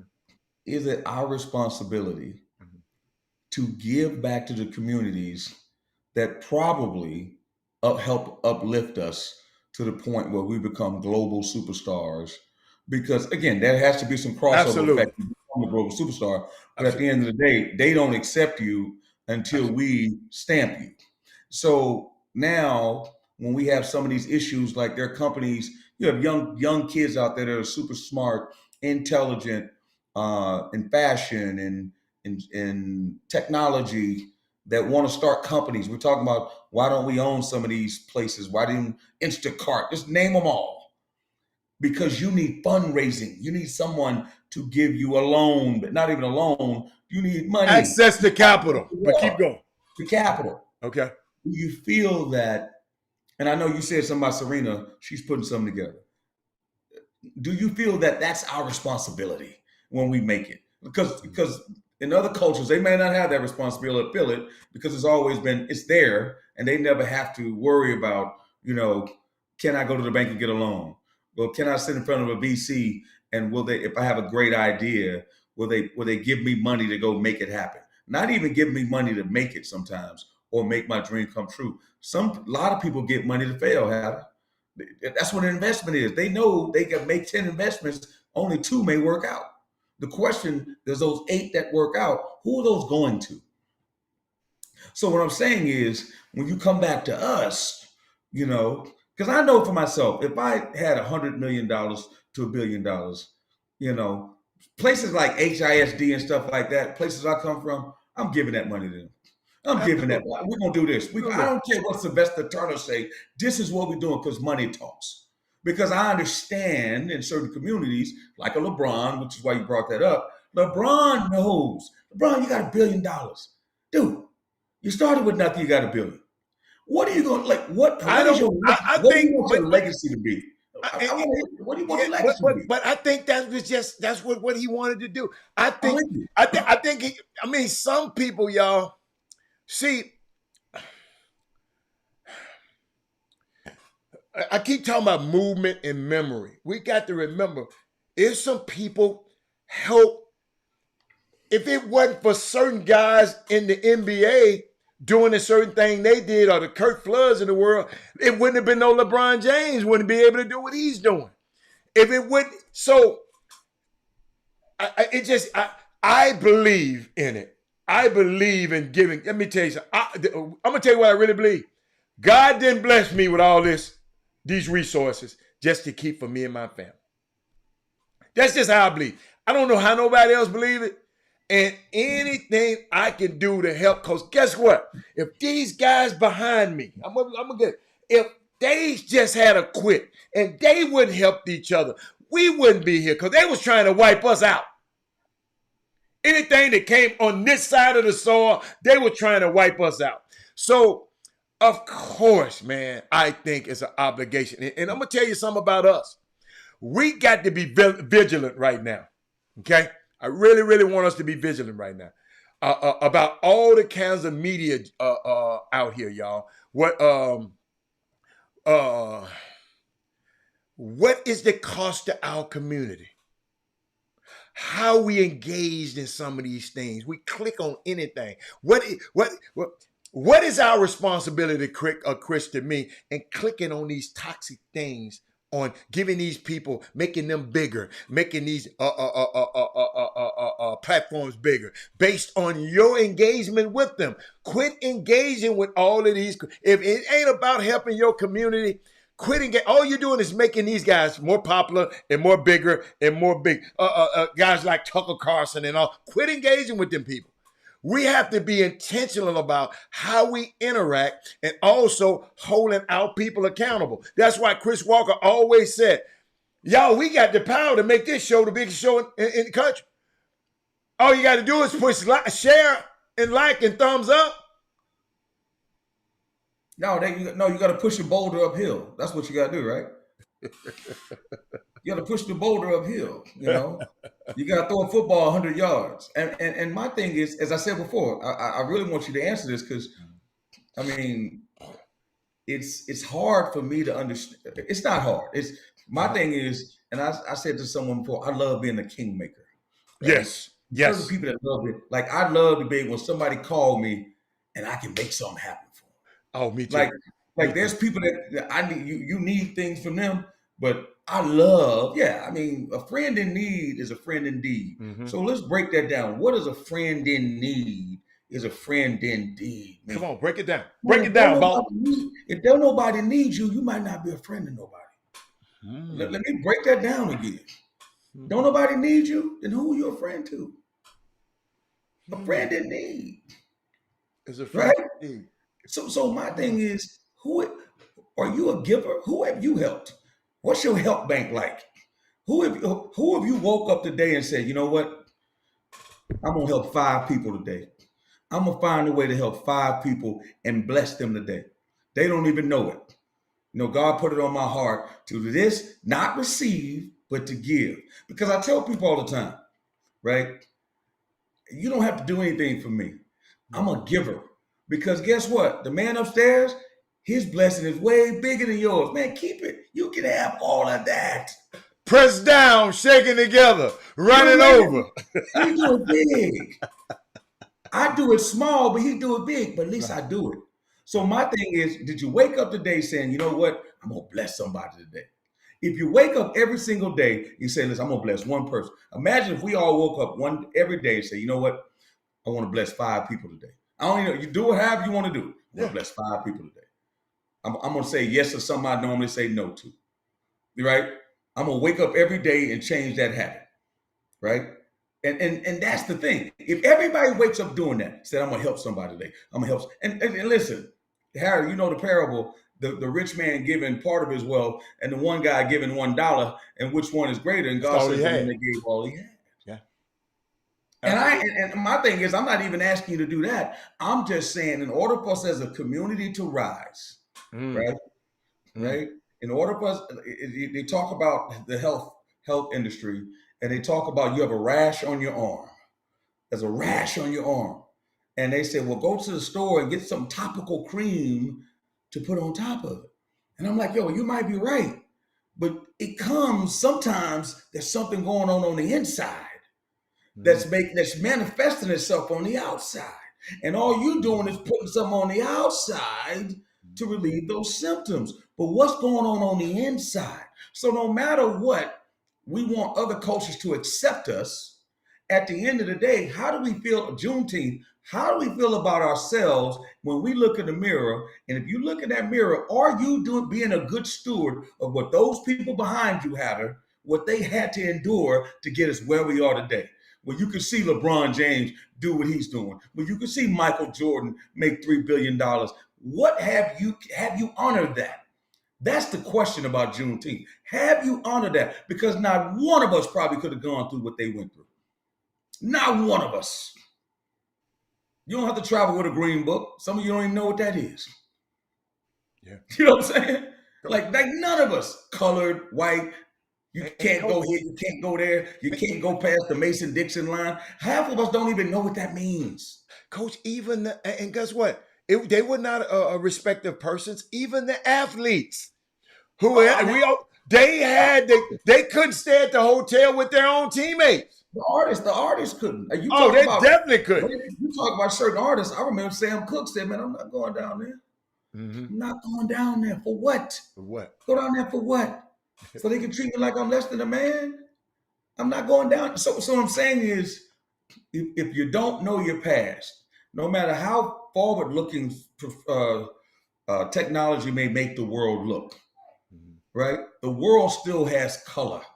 It's not colorless, right? Absolutely. And there is still bias involved. It's not biasless. Right. You got to understand that. Right. You know? Right. And guess what? There are haves and there are have-nots. Haves and have-nots. You know what I'm saying? And the have-nots, right? A lot of them think they the haves. You've been around some haves, right? Hey, come on now. Yeah, I mean, yeah, they got material things. Yes. No, I'm just saying, like in thought and theory, politically speaking. I saw something the other day about. I don't know if I said something earlier about reparations. I don't know if a lot of people know in World War II, right? Because of Japan entering the war, bombing Pearl Harbor, so forth and so on. I'm sure, and so forth and so on. They put Japanese Americans in concentration camps for 4 years. They had concentration camps, and they felt so bad about it that they gave Japanese Americans a $20,000 reparation check. That's what they gave them because they felt bad about putting them in camps. Now, brothers, African Americans did 400 years of slavery. No, think about that. I mean, I'm just saying, think about that. It's so, How much that check worth? Coach, they can't write that. First of all, they can write their check because they did it during the pandemic. That check is out there to be written. The question is, do they want to Didn't they write that check?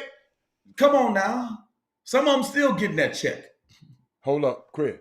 Some of them still getting that check. Chris, you know, when people put stuff on the board, I want to, and let me tell you something. Melvin, dude, explain, give me this information. This is what I hate when people, I want to have the proper information. See, a lot of rich, famous blacks have been sucking into bad investment trying to help their community. Sad. Name me one. Let's name me one, Melvin Dukes. Let's name me one. Name me. You said a lot of rich and famous blacks have been. A lot of people have been running their mouth like you just did. But give me some. I just can't stand when people make broad statements like this. There've been a lot of people sucking into investments. That's not a reason. It ain't got nothing to do with their damn communities. Nothing to do with it. I just asked for an example. Don't say that kind of stuff, man. Because I'm going to check it on this show. Don't say that. Give me some other kids. Give me some receipts. Now, back to what you were saying, Chris. Give me some receipts. I just... Chris, Chris. Listen, man, you know what's funny, man? Again, I don't want to jump into politics so hard, but when I watch, I'm still, elections and stuff start to come around, so I'm starting to get into my CNN, MSNBC, Fox. I look at them all and be like, and just in my mind going like, man, what? Like that's what? And you got to look at both of them because CNN and MSNBC, they'll lead you down a rabbit hole too. What? They'll lead you down a rabbit hole too. Now. No. What? That's their job. Right, but what I'm saying is, I think it's important for people to balance it out. Listen to both sides. Understand what you're fighting Chris, for. them ain't the only two sides. Hold on. Just listen to more than one source. I would tell you. There you go. That's all I'm saying. But what I'm saying is, understand what you're fighting for, but also understand what you're fighting against. Okay. Absolutely. So my thing is, the politics game is strong. It's super strong. Like you mentioned earlier about your guy running against Ted Cruz.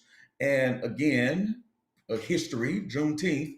I would like people, if somebody in the boomer room could know this answer right away, that would be amazing. How many black senators have there been in the history? The history. Not the last 5 years, not since George Floyd. In the history of the United States, how many black senators have we had since Reconstruction? And I don't even mention have Reconstruction. After Reconstruction, how many?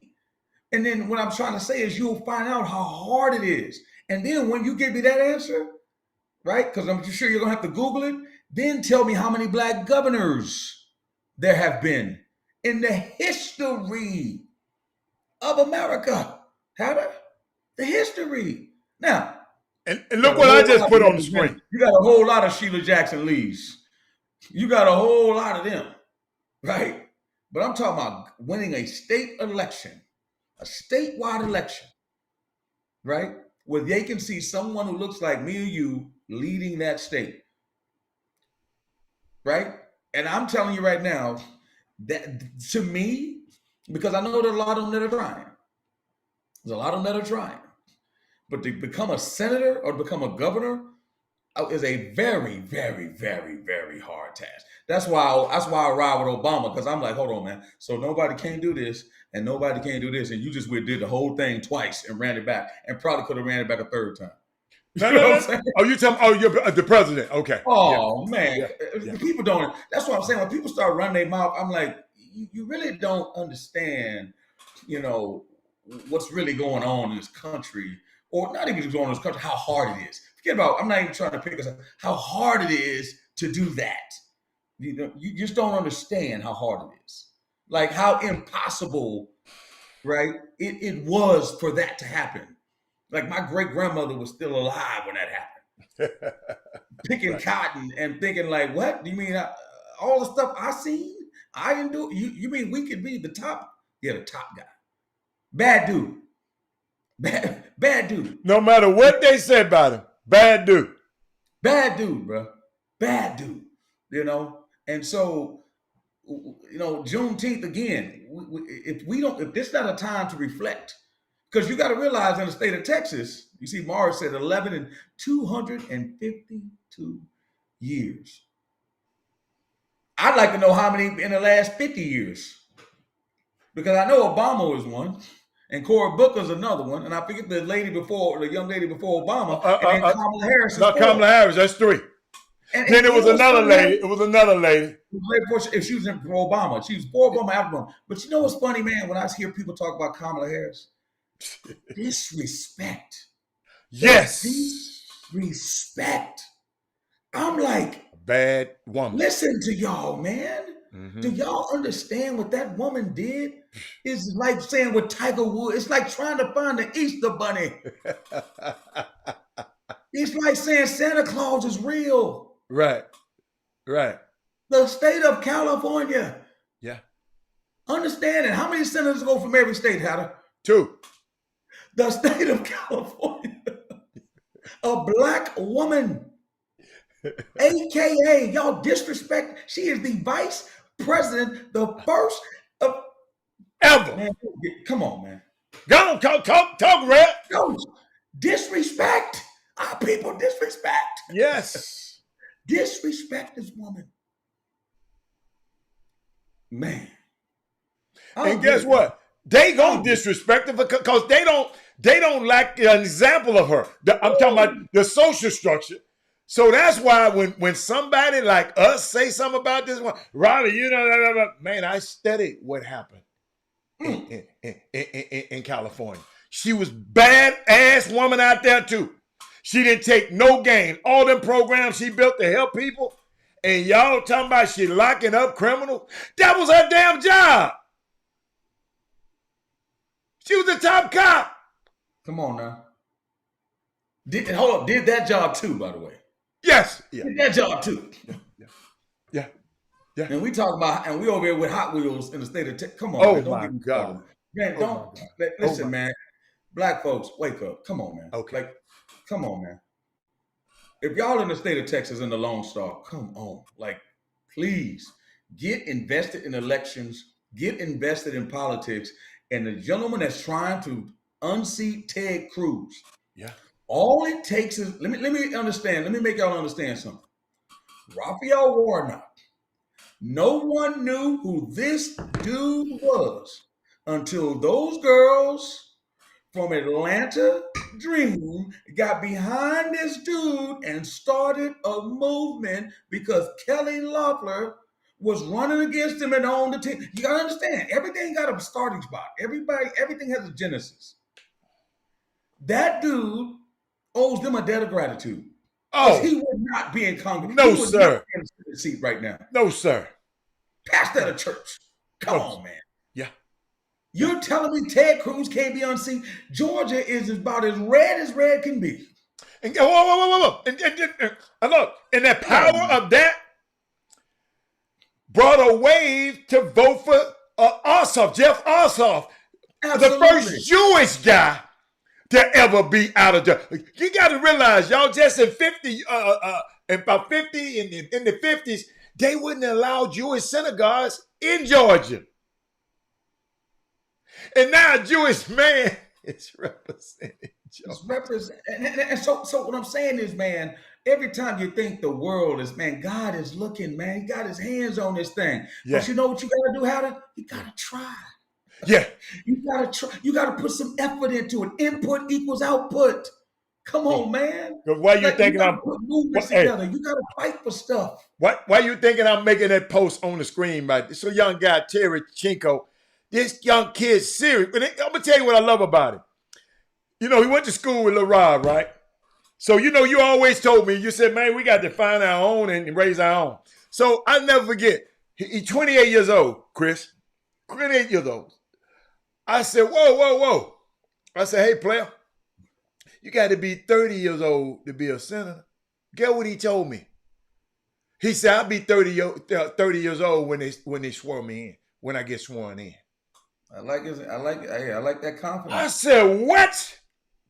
He didn't say, well, Mr. Hatter. He said, when I'm sworn in, I'll be 30.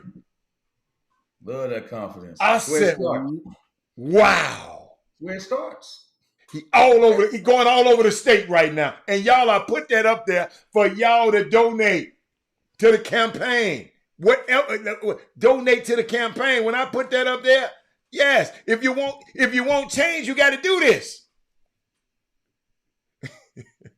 Because, hey, they supporting theirs. Hey, let that little old boy, what's the little boy who shot the person at the George Floyd rally, the little old boy, and then the police let him go. What's that little boy name? Kyle Rittenhouse. I bet if he run for something, I bet you they put up the money for him. Let him run for something.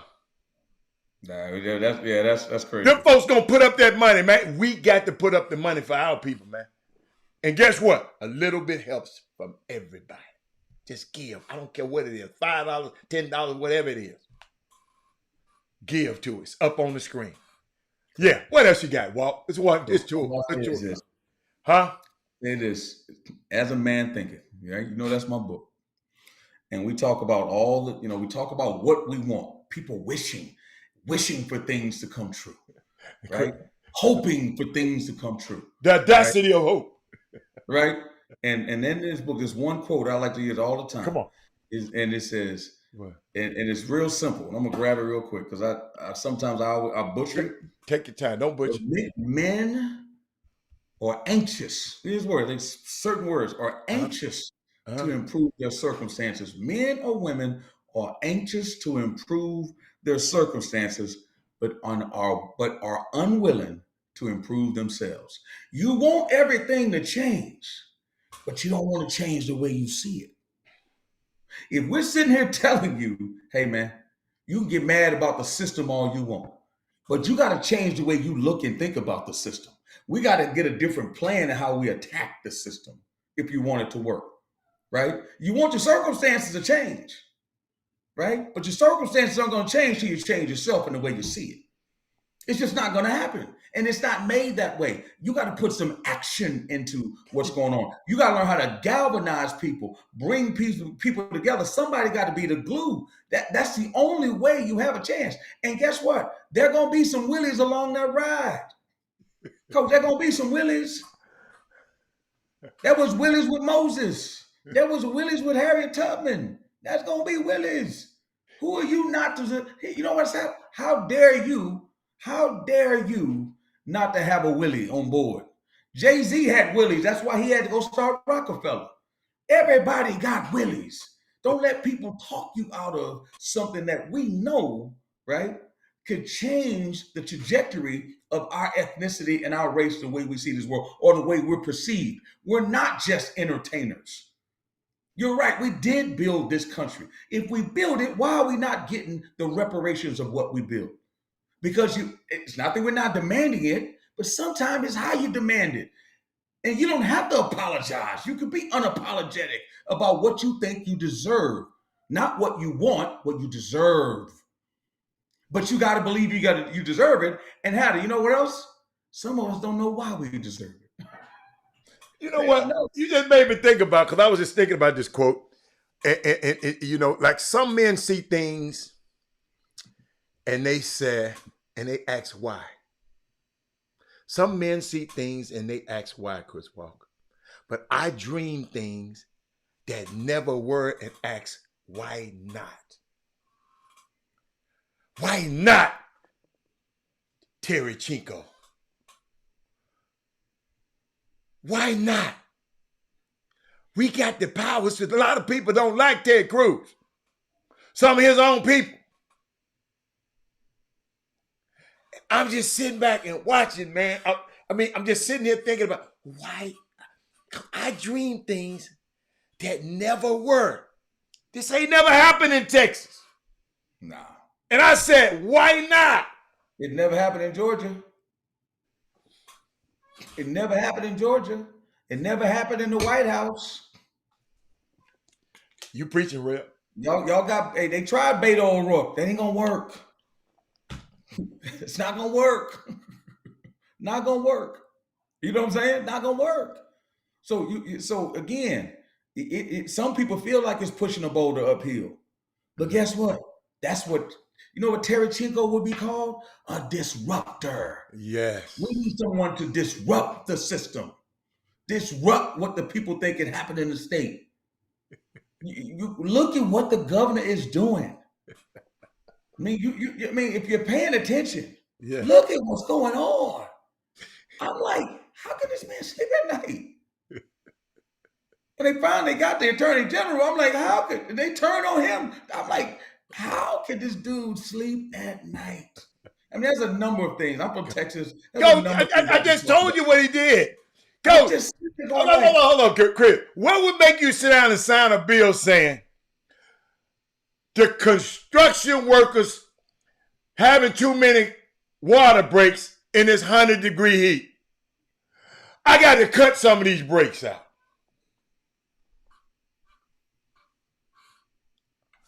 Coach, I listen, in Texas, I'm sitting here.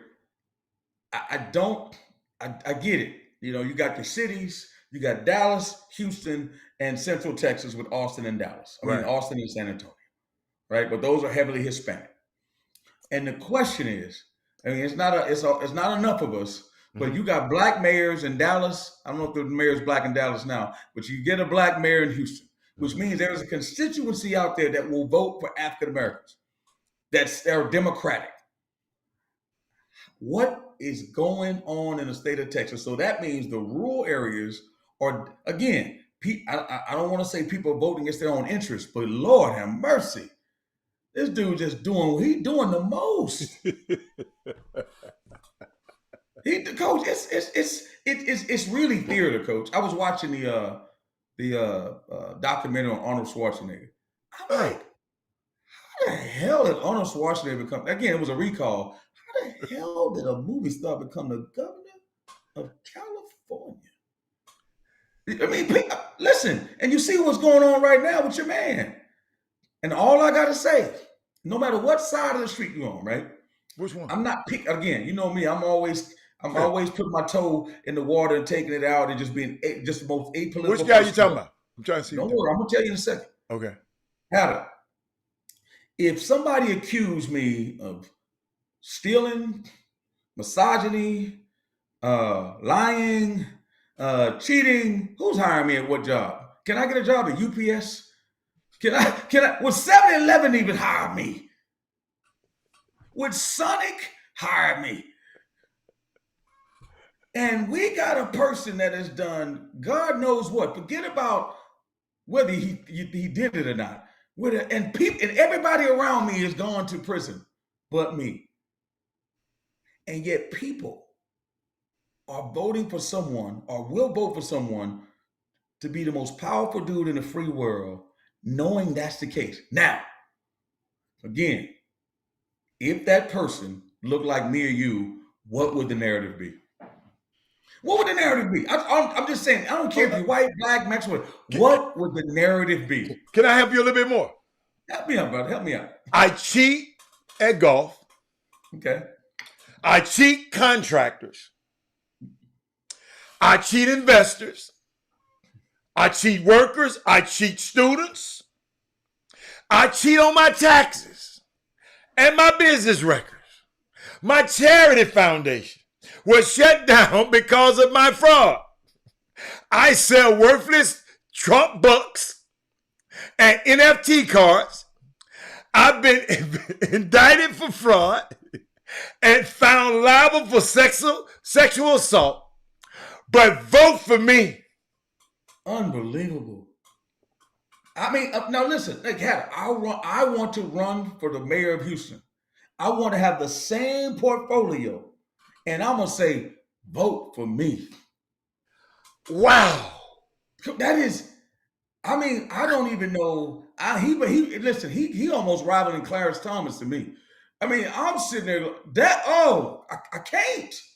It's a Hey, 5 Jim, to 60. hey, Chris, did you hear what I just said? I just listened to what I just said back in my mind. Unbelievable.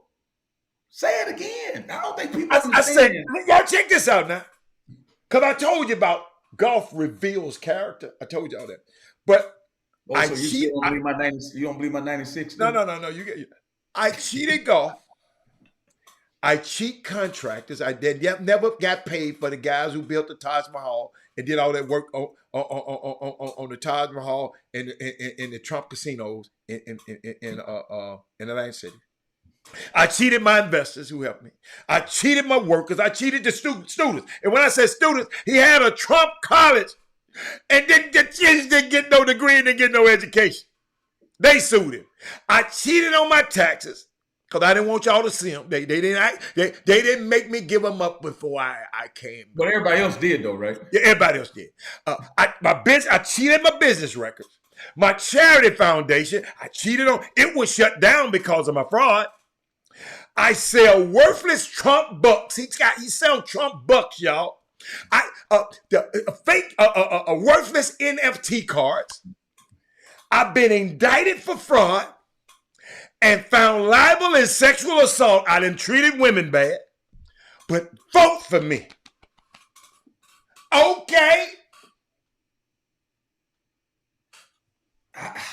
Coach, it's mind-boggling. And here's the thing that I want to tell people.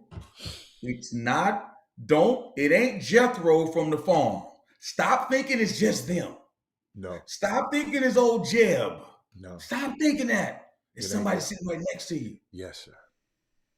Yes, sir. There's somebody sitting right next to you. It's not just everybody thinks it's the guys in West Virginia or the guys in the bluegrass state up there in Kentucky. Those are nah, man. That's people in California, New York, Texas. If they voting for Hot Wheels, you don't think they vote for him? Coach, I'm telling people. Because here's my thing. Listen, man. I'm not even trying to juxtapose Democrat. Do what you want. Everybody it ain't even just you could be voting for the policies, not for the man. All I'm saying is, if you use his name, though, what are you voting for? What are you voting for? I mean, I just like to know. Like, okay, I mean, just hey, man. So what you're saying is, if that man was named Barack Obama, what would they be saying? If his name the same way, Chris Walker. Or on January 6th, if the Nation of Islam said, you know what, man, we're going to storm the Capitol, man. What do you think that would have looked like? I'm just trying to tell you, I'm not mad or whatever. We're just saying, man, we got to call it like it is. And then list again. And we got a lot. Hey, with the issues. We got a lot of. I don't even know what to call them, man. What's that? I had a word for them, but we got a lot of these old shiftless Negroes who think they so smart. I was going with Trump. Blacks for Trump. We got a lot of them shiftless ass Negroes out there, man, who don't understand. Just the man don't do nothing that resembles anybody that look like you. Your little black ass I ain't seen none of them black ass people down there at Mar-a-Lago. He might see you out there on the Trump. Kanye was there. You ain't going down there to Mar-a-Lago. But we always got these shiftless, what you call them, willies. We always got some willies. But Coach, I don't have a problem being Republican. I'm not even talking about Republicans. Coach, I ain't saying nothing about no Republican. I'm talking about governors who follow him.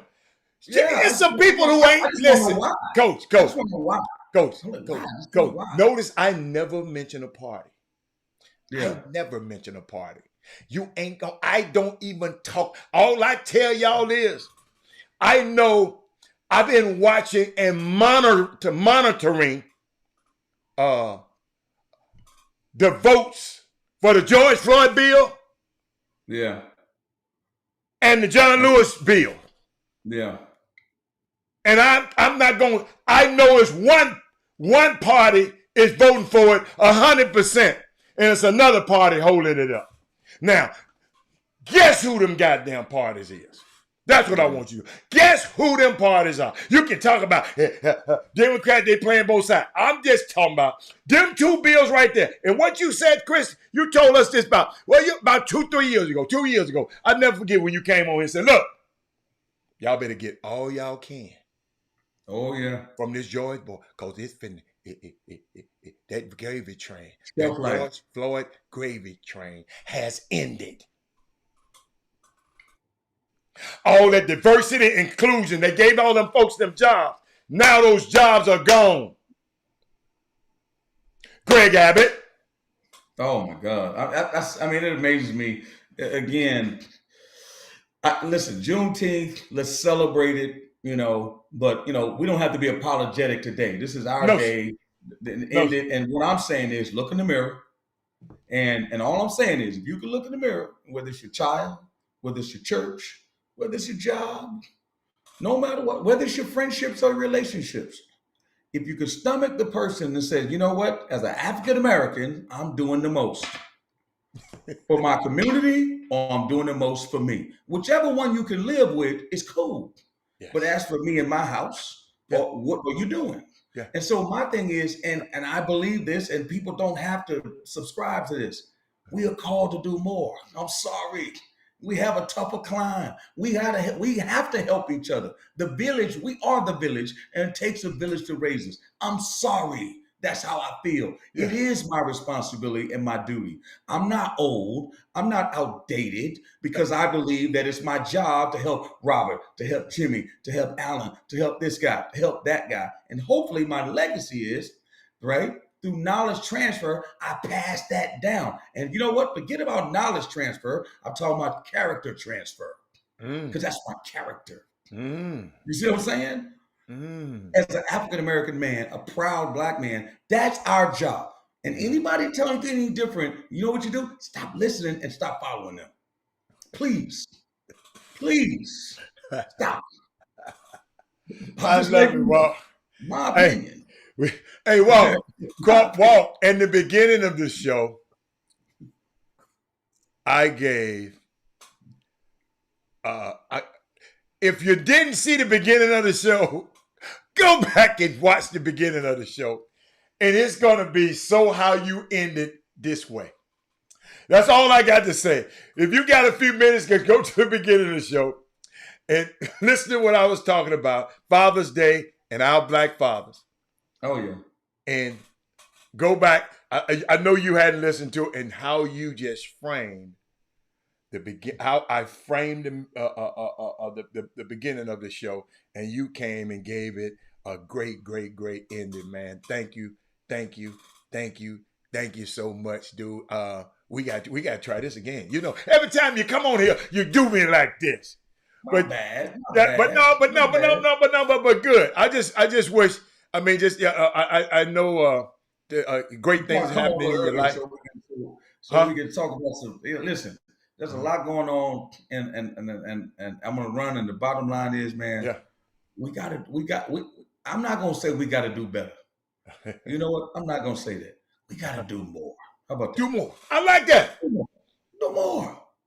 Just a little bit more. I'm about to go out and do more today. Let's do more. And when I talk to you, do more than hit that little white ball, Hatter. Put a little black ball down there. Do more, Hatter. You know what I'm saying? God. With that black ball, you ain't gonna be able to find it. I gotta play with the red ball so I can find it. Coach, come down. Hey, Coach, you up there telling me all of those your stories up there on the, wherever you at. I don't like to tell nobody where you at, but wherever you at, and I just come on back down here. Or if you keep talking, I'll get on that plane and come up there the way you at. Come on, baby. I'll come up there to the east, because your weather is a little bit better than ours. I can come up there and hang out with my son, come over there and hang out with you. Hey, let's do that. Sure. All right. Sure, I'll see y'all later, baby. All right. Okay, we out. You great. Jim Hicks. Rob Hatter. You are now tuned in to the Chop Shop. I'm Retro. Let's get it. We in the Chop Shop. We live in the Chop Shop. We talking sports talk, we live in the chop shop. We in the chop shop, I'm talking sports talk. So turn your dials up, it's live in the chop shop. We in the chop shop, we live.